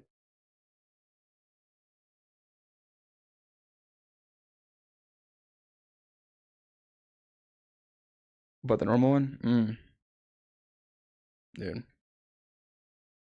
I want a Gaius Cradle so bad. Anyways, moving on to the next in the list, Tano's Solemn Survivor, 2 mana, another Esper one. 2, create a token that's a copy of one target artifact you control, mill 2 cards. Pay Esper, sack 2 artifact tokens, exile an artifact or creature card from your graveyard. Create a token that's a copy of the exiled card, except it's an artifact. I don't like how you have to sacrifice artifact tokens for this. I mean, obviously, like if you have like treasures, it's not really a big deal. But also too, it's like, okay, well, but you're also filling the graveyard with the ability. I can see somewhere where this card is going to see some play. It seems more of like a fun commander because you have to have artifact tokens, you have to have Esper every single time. You get to exile an artifact or a creature, and then all you do is just create a token of that from the graveyard. So I heard you can ask Chris about. Well, yeah, Henry has 8. Chris, stop bullying people in chat, man. We're trying to keep people here. The top ability is good. Yeah. Especially if you can find a way to untap them, because I had this like really stupid idea. I was like, okay, well, there's the cards that there's the it's a part of the what's that combo? The Kiki Jiki the blue card, whenever it like enters, you untap him, and then you just keep doing that over and over again. I mean, the problem is though is that you have to pay 2 mana for this, but there's a blue artifact creature card. Yeah. It's the Pestimite, but it's like an artifact.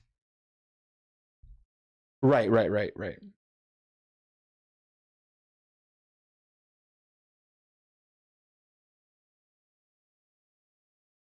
Create a token that's a copy of up to 1 target artifact token. Okay. This is getting worse the more I read this. You have to have an artifact token. So before you can even activate his ability, you have to make a token. So unless you're doing some like crazy treasure stuff, you have to. Well, I mean, there's a lot of ways to get artifact tokens regardless. So I mean, until someone can actually show that this card is going to be doing stuff, I'm probably going to be like, yeah, you know, it's whatever.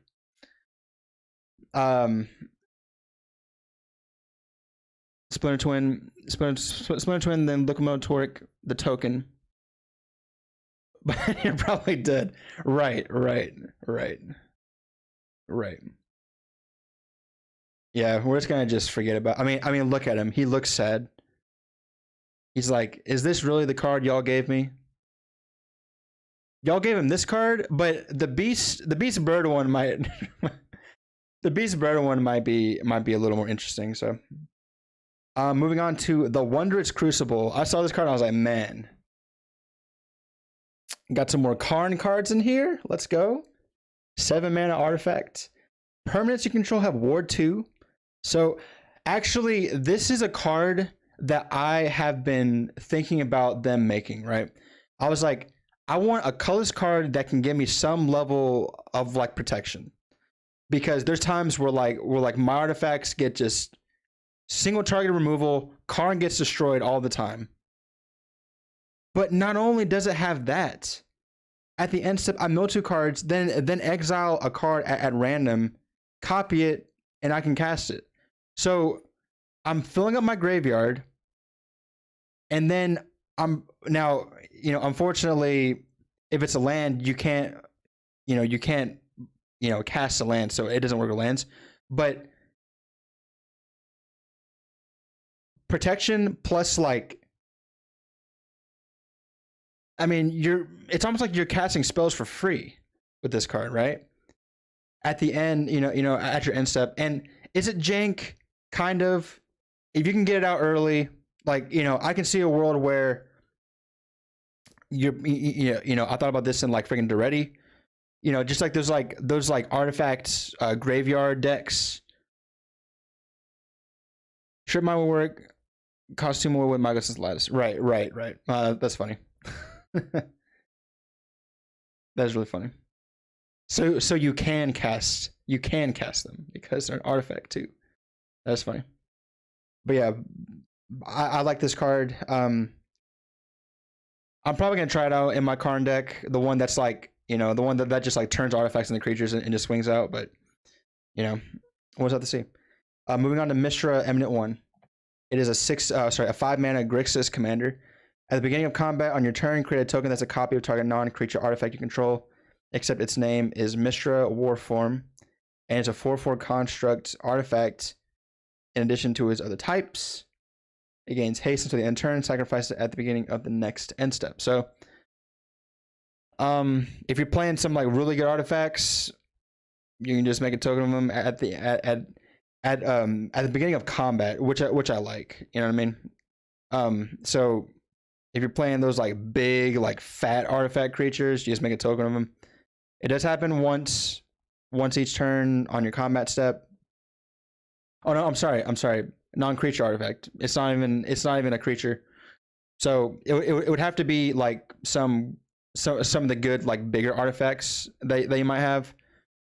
Makes it into a 4/4, and you do have to sack them. So it's I'm not a huge fan of this one. This is probably the worst Mishra, but it's in Grixis. It's in Grixis. Hey, you know, might be able to have something good with the Grixis. You never know. You never know, man. Moving on to Ashnod the Unearring, the Uncaring. I can't read that. The Uncaring. 5 mana Grixis. Death Touch. When you activate an ability of an artifact or creature that isn't a mana ability, if one or more permanents were sacrificed to activate it, you may copy that ability.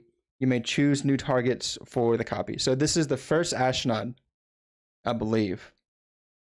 The first Ashnod card, I believe. When you activate an ability of an artifact or a creature that isn't a mana ability, if one or more permanents were sacrificed to activate it, you may copy that ability. You may choose new targets for the copy. So I'm pretty sure there's a lot of different things that you can do with Ashnod, and it's funny because it's not one each turn. It is one or more permanents, but so you can't just like activate it once per permanent. But I mean, you can do it more than once on each turn. I think this card can be solid in the right decks. I'm really glad we got Ashnod and Gix cards. Yeah. I like how they're finally giving characters that have been in flavor text for like decades, or like have like a card that's like based off of them, like Ashnod's Altar, just like stuff like that, and they're giving like the actual character a card. I haven't really looked into like some things you can do with this, but I'm pretty sure there's like a lot of like cool artifact synergy. Oh, also a creature. So you don't even have to go the artifact route. You can go creatures too. That's pretty cool. But yeah, that is Ashnod the Uncaring. If y'all have any ideas for this, I would love to hear them.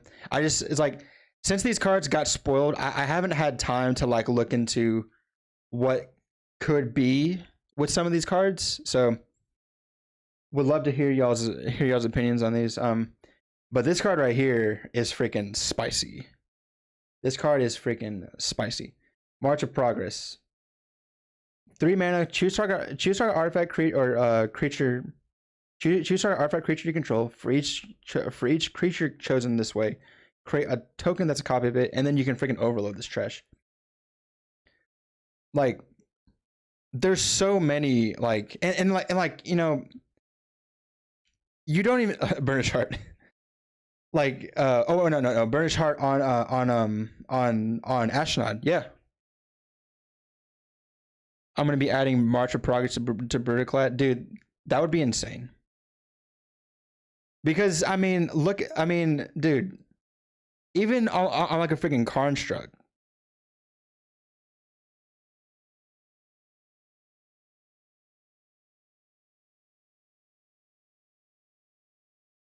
Like, it just gets crazy.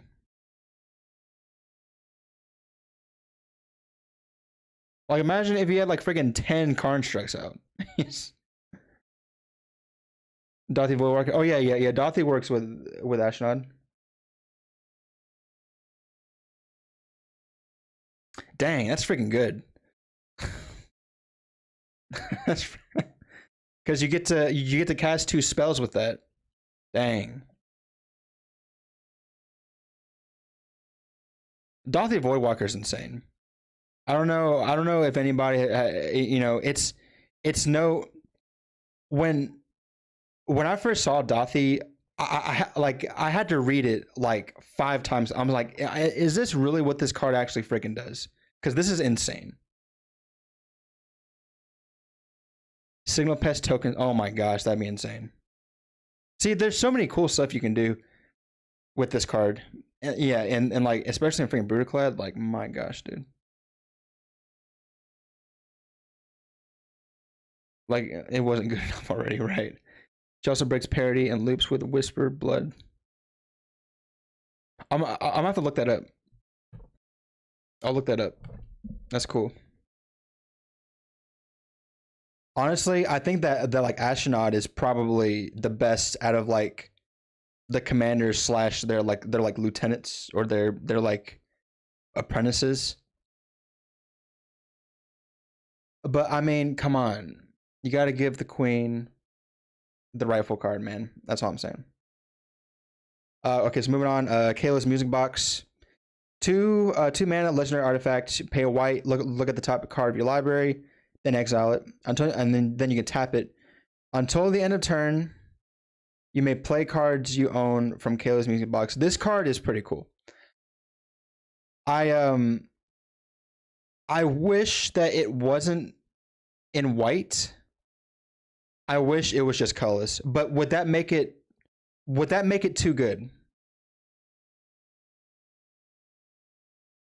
I don't think it would. But honestly, this is the kind of like interesting like card stuff in like a I don't know in like a mono white commander deck that like needs like more card draw because I mean yeah it's almost like it's like freaking delayed and it's also you get to play them so you get to play lands too.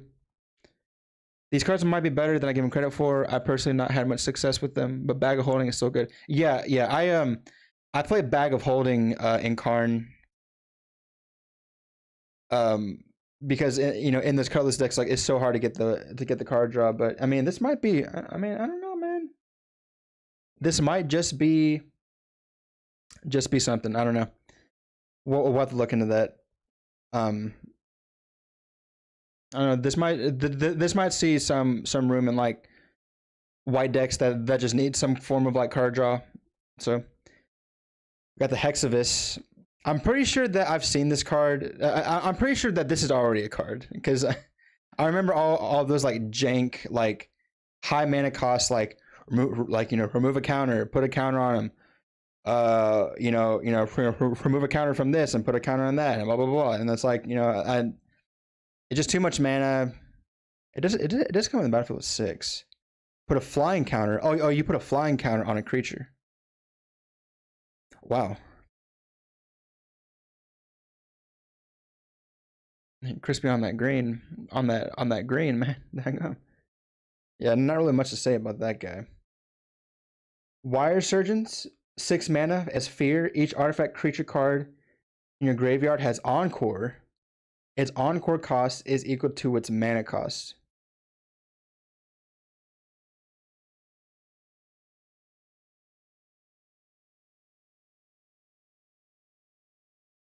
Right.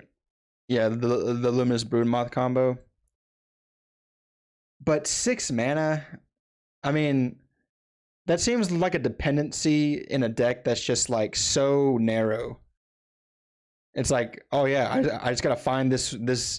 I just gotta find my freaking Hexavis. Come on, let's go. Let's do it. You also gotta pay 1, and it's also dependent on the +1/+1 counters on What? No. What? I mean, well, no, because you can remove the flying counter to put a counter on him too, but it costs mana every single time to do that. So you would need to like have like infinite mana or something like that, maybe, which sounds really jank. But hey, if you can make it work, make it work. Wire Surgeons is really cool, especially now that that freaking Warhammer 40k deck with the like mono black artifact one.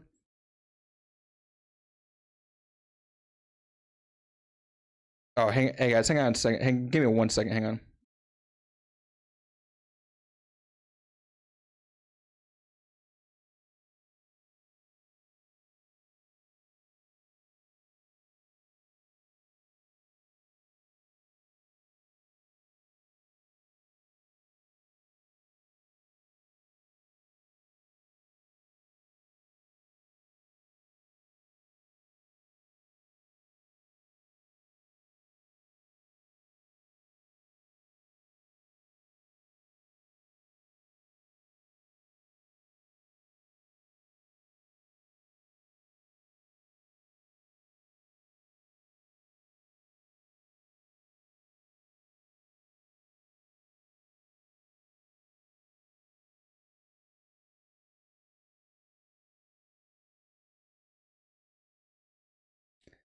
All right, back.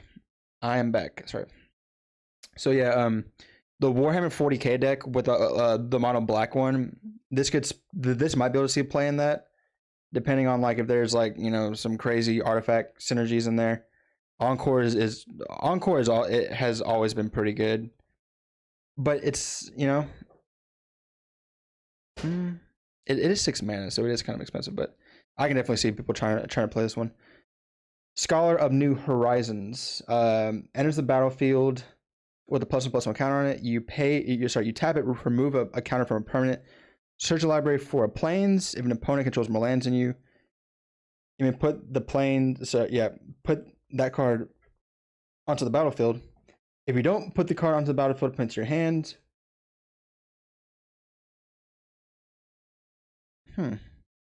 Interesting. Those +1/+1 counter decks. But if you're in green, you probably wouldn't be playing this card. So you would really be playing this card in like a mono white deck, or maybe like a blue white deck, or even like a black white deck. Anything not green actually. Anything not green. And then it turns into like a weird like. No, because Weathered Wayfarer puts it into the battlefield, anyways, right? If someone controls more lands than you. Oh no. It puts it into your hand. But if they have more cards in their hand, that's right. If they have more lands, then you get to. Why am I blanking on these cards today, man? I am blanking on these cards so much recently. I don't know what's going on. I'm sorry. But yeah, this is an interesting.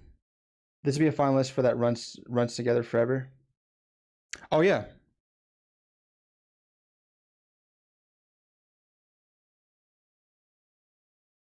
That would be interesting for sure. All right, here we go. Sandwell Avenger Ace, 2 mana. As long as an artifact creature you control is attacking, prevent all damage that would be dealt to Sandwell.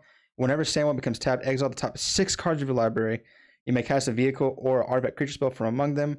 Put the rest on the bottom in any order. So I feel like that this card is like asking to be broken somehow, because it's just whenever I see it becomes tapped, it's like okay, because I mean look what Metal Torque, Clock of Omens. But then again, it is only for artifact creature spells. But that still sounds pretty freaking good, right? Like you run a lot of those, like because like if for example, in like a if you're if it's in like some like let's what's that card called the bird's the word, the mono white bird, Tashar.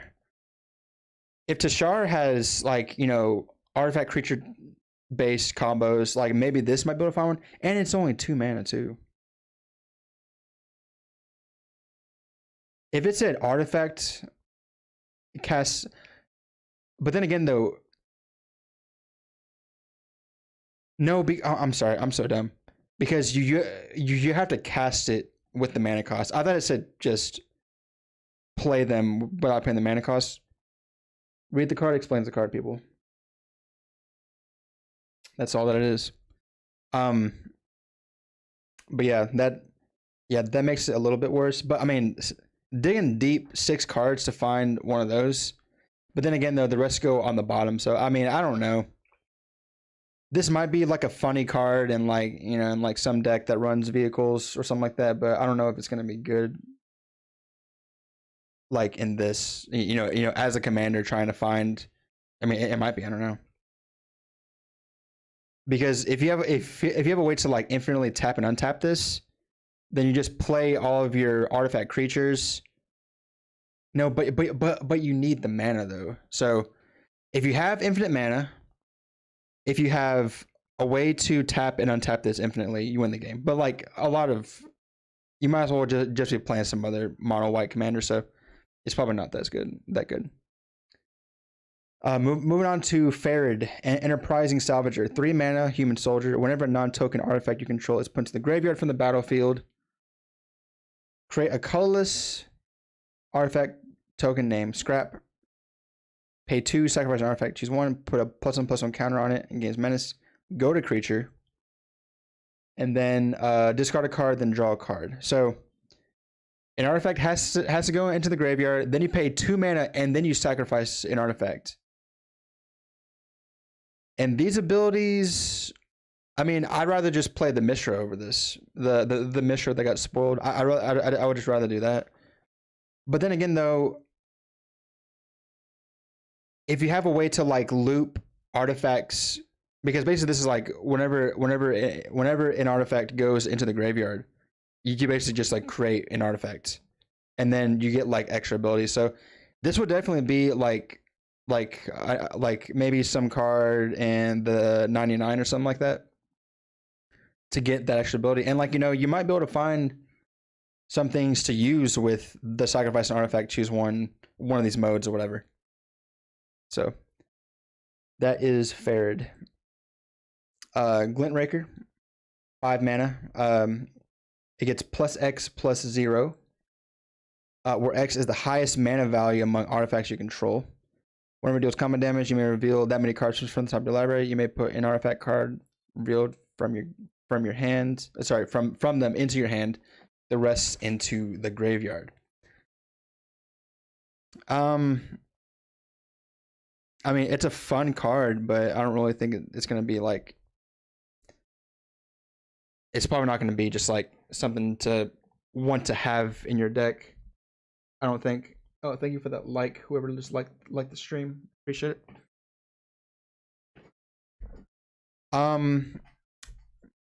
Yeah, I mean, if you have like a giant freaking artifact, you know, like a Darksteel Forge, that's a 10/3. So I mean, I guess it gets big, but it does only have 3 toughness. So it has flying though, it has evasion, and I guess you dig deep into your deck to find an artifact and put it into your hand. So I don't know. It might be all right. It just might be all right. All right, here we go. Moving on. Blast Furnace Hellkite. 9 mana.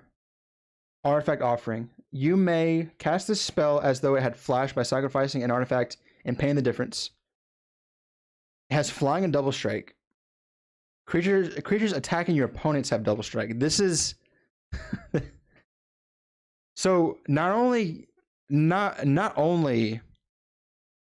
can this be reduced, but it also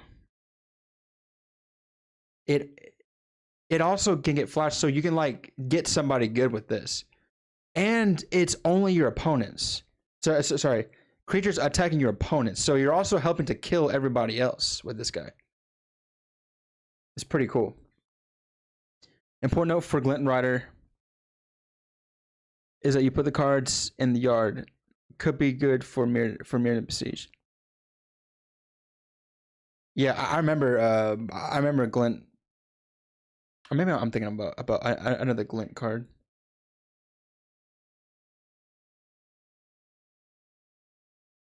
Yeah, I mean, I'm sure that this is gonna like Glint Raker is gonna find some utility. We have flash in after blocks. Yep.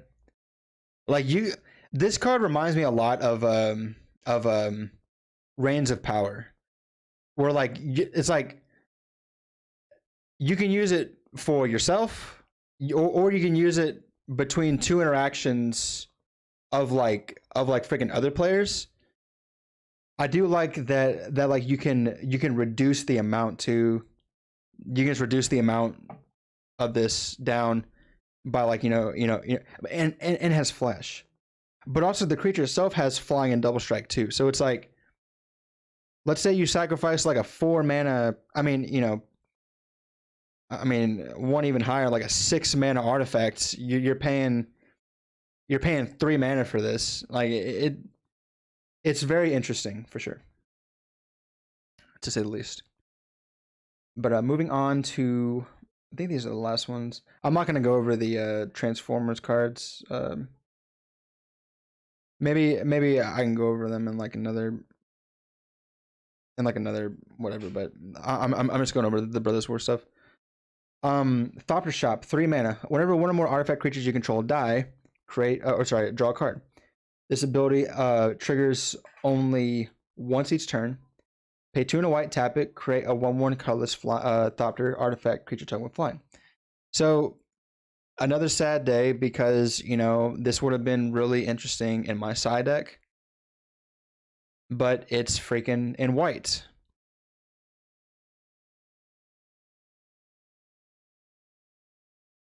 Yeah, I know. That's what I'm saying. Like if it was blue, you know, if it was blue, you know, we'd be cooking, man. But you know, there could be some other stuff with this, like, you know, maybe in like some other white deck that plays a lot of artifact creatures I might have one day. Because, you know, white white is an artifact color too, so you never know. You just never know. You just never know. Scavenger Brawler, 6 mana 4/4 flying vigilance trample lifelink. Pay 5, exile it from your graveyard, choose target creature. Put 4 +1/+1 counters, a flying counter, a vigilance counter, a trample counter, and a lifelink counter on that creature. Activate only as a sorcery. I don't know how good this card's gonna be, but this card is interesting. I mean, you're giving a lot to a creature with this, but it is only at sorcery speed. If you do, I mean, you have to get it in the graveyard more times than not. You're probably, but how good is that though? Like, if you're not playing it for 6 and then like using it for whatever, would you want to just have this card just to discard and then do this for a creature? Because you know what, I don't see hexproof on that trash. Yeah, it's too many hoops. It's just not efficient. So I'm out. I'm done. Finito. Moving on to oh my gosh, what is this? Terrasiarch? Let's call him Terrashark. How about that? Terrashark's Devastation. 4 and an X. You lose X life. Create X tap power tokens. Power Stone tokens. Oh, we got the Power Stone tokens back. Then all creatures get -1/-1 for each artifact you control.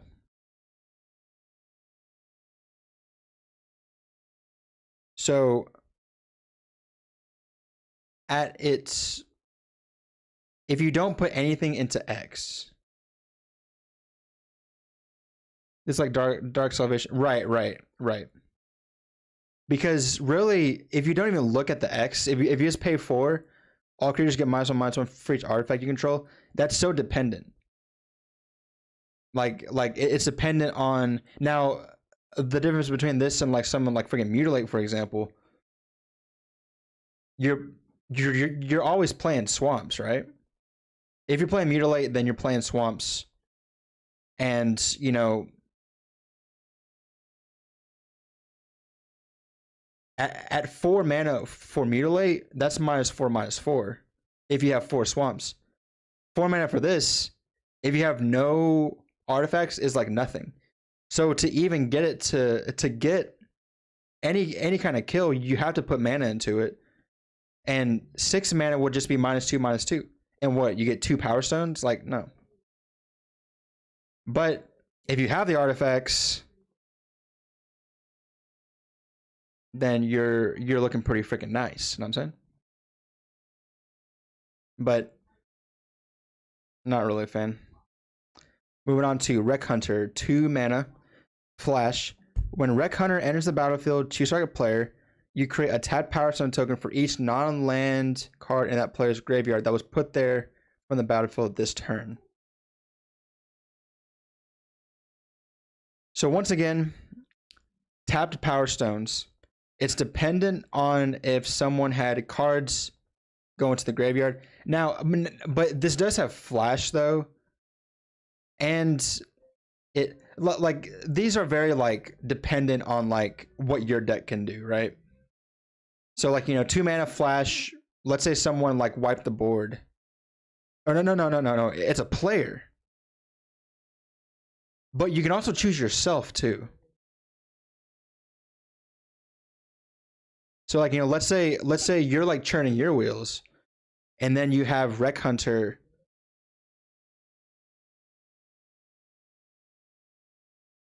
But then again though, it says non-land card. It doesn't say like non-land permanent. So like you couldn't do like tokens and trash like that. So this would be good. Maybe like a board wipe if someone just had like a lot of cards, or if somebody was doing more of those like maybe like loop, maybe like looping stuff. Oh, you're right. You're right. If somebody was milling cards, see. Thank you, nerd. That's a good point. If somebody was like milling a lot of cards, this could be good. If but it's also it says non-land cards, so like instant, sorcery, all those. It's like it's not it doesn't say non-land, non-permanent. It just says non-land card. Against someone that just got done activating Hermit. Yeah. Oh my gosh. But they all come into play tapped, and see that's the problem with these things, is that you're really probably only going to be using these power stones if you can utilize the actual artifact itself, not for casting spells. I can see this card being played. Like it might not be that great. It might be like a funny catch-all moment, but it depends on your deck. Like if your deck is like heavy in like artifacts, and you want some like artifact ramp, and you're willing to hold up two, like mono black artifact deck is like this card right here. That's like the only thing that I can see it for. All right, moving on. Smeltering Vot. 4 mana. Pay 1, sacrifice another artifact. Reveal the top 8 cards of your library. Put up to 2 non-creature artifact cards with total mana value less than or equal to the sacrificed artifact's mana value from among them onto the battlefield, and the rest on the bottom of your library in any order. Interesting. So I sacrifice a 6-drop. Then I could reveal 8 cards and put 2 of them.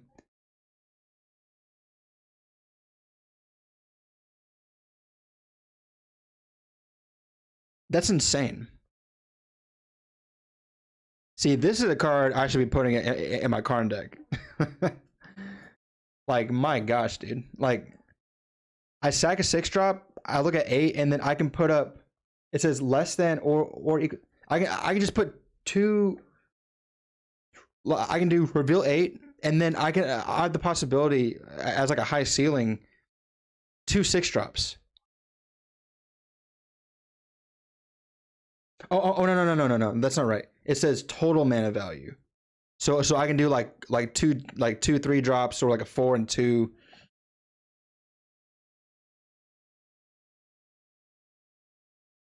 Clock of Omens, right? I love Clock of Omens. I think Clock of Omens might be one of my favorite artifact cards. But yeah. So like you sack like a 5-drop, and then you find like a 3 and a 2, 4 and a 1, 5 and a 0. I think this card is, and like what's funny about this card too is that you can do it more times than once. And if you can just really churn through your deck with this card. Actually, this card might, yeah, I'm probably gonna try this card in Karn, because it also kind of acts as like card draw, because you're just you're just casting spells from your deck. I mean, it's not card draw, but it's definitely like in a colorless deck. I mean, come on, let's go. All right, we're down to the last card for the spoilers. Machine God's Effigy, 4 mana. You may have Machine God's Effigy enter the battlefield as a copy of any creature on the battlefield, except it's an artifact, and it has tap at a blue. Okay. So it's a very expensive mana rock that can enter as a copy of any creature. So it could be any creature. So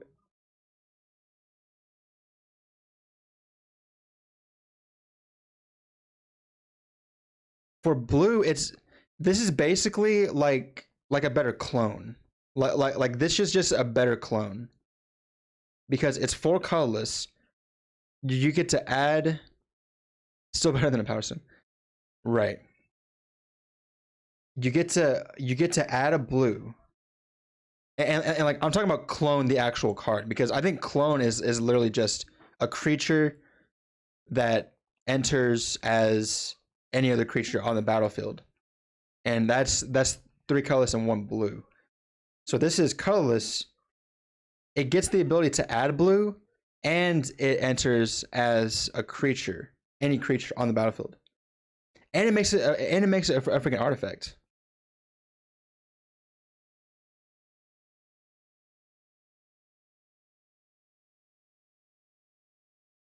Now the problem is though is that if you're playing a deck that's like creature heavy that searches up creatures only, it might not be that good, but you're probably not gonna run into that with this card. Oh, you know what too? You can also tap this immediately for the blue, because it's an artifact. Wait, is that right? No. It says it's not a creature. Okay. So it's a creature as an artifact. So you can tap this for a blue, like immediately if you wanted to.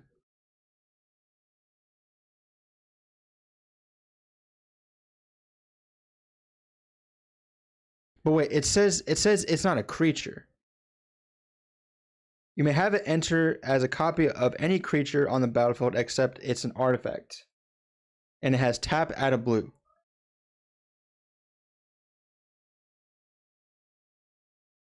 So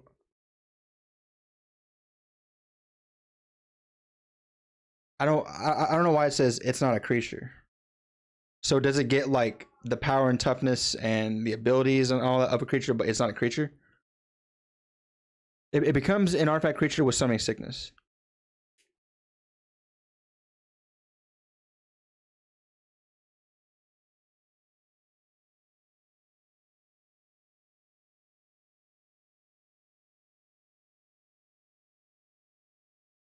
See, that makes sense. I just don't know why it has the "it's not a creature" text at the very end. Is it because, okay, so it's an artifact creature that's not like a base creature? Man, I don't know. I don't know. I really don't know why that text is there at the very end. And maybe there's something I'm missing. If y'all want to give me a hand or something.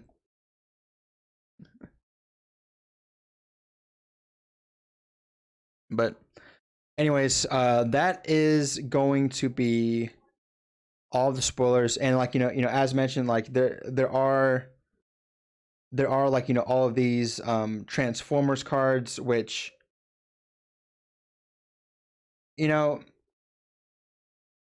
they can be gone over, but this was more for the Brothers War set. If y'all would like us to go over these though, maybe we can do like a set with with these in them or something. But that right now is the Brothers War. All the cards that have been spoiled so far for the Brothers War so far. Let me refresh though to make sure.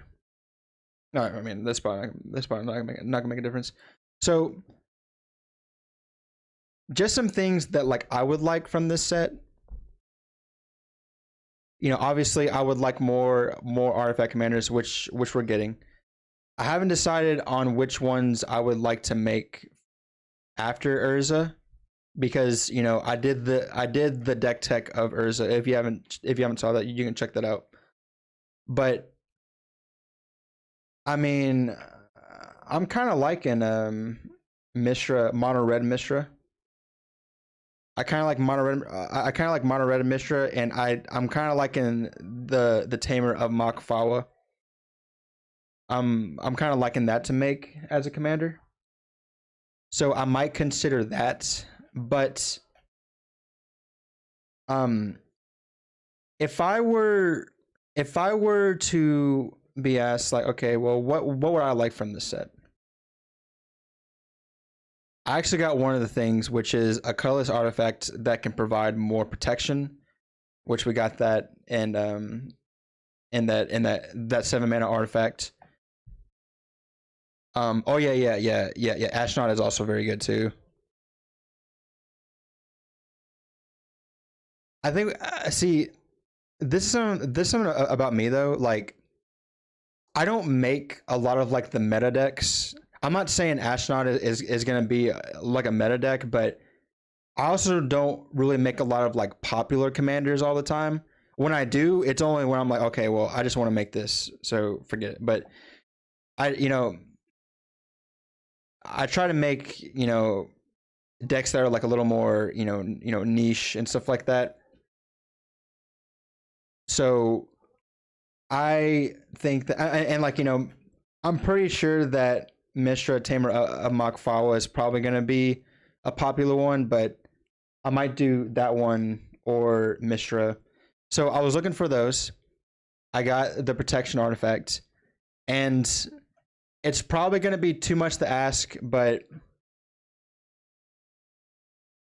a spell. Well, actually no, because we got March of Progress. That's pretty good. I was looking for an artifact that like makes artifacts based off of how many artifacts I control, and that kind of does it. And obviously, I'm always in the market for more mana rocks. No, y'all can. People can talk about mana rocks being a problem all day, that they're ruining commander or whatever, but the more broken the better. That's just me. I'm like what I would like to is a Training Grounds reprint, and I figured that with like this set, it would be an interesting card to reprint. I'm not sure if it got reprinted yet, but I would like to see that, because that's a card that I've been wanting to like find for a while, and it just haven't had the chance, or I haven't had the chance to get one yet. So I was looking for that. What else? Yeah, just more cards with some more artifact synergy that I can put in my decks. So I've already found quite a few cards already, and the spoilers haven't even come out yet. So I'll be picking up Teferi. Yeah, Teferi is very interesting. I think that the design on like how many cards you draw its loyalty is dependent on its cards, on your card draw, is really good. But yeah, there's gonna be some cards in here that like I would be interesting in like putting together or whatever.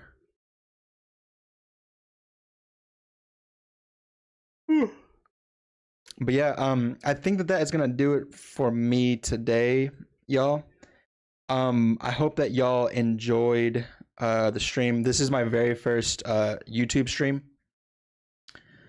and I'm glad that I got to get it all set up for y'all today. I'm probably gonna be doing more of these in the future. This is gonna count as kind of like the video for Monday, because oh, thank you. Yeah, this is gonna count for our video for Monday. So we're not gonna have a video on Monday, but we're gonna try to have a gameplay video for y'all the following Monday. And if spoilers are happening this week for Brothers War, I want to say that there's gonna be a good chance that we're gonna start getting ready to film our Brothers War gameplay, the Brothers War gameplay episodes. Um, and yeah, so yeah, Monday, we're not gonna have a video. And if somebody were to like pick this up and watch this, they'll be able to see what we did with this one. I'm here for moral support. Thank you. I appreciate all the support. This is actually really fun. This was actually really fun. It shows if you haven't liked the stream, if you can just drop a like on the stream, that'll be great. But yeah, I'm going to stop the stream right here. I hope you'll have a wonderful night, and we're just gonna keep on doing what we do. So I'll talk to y'all later.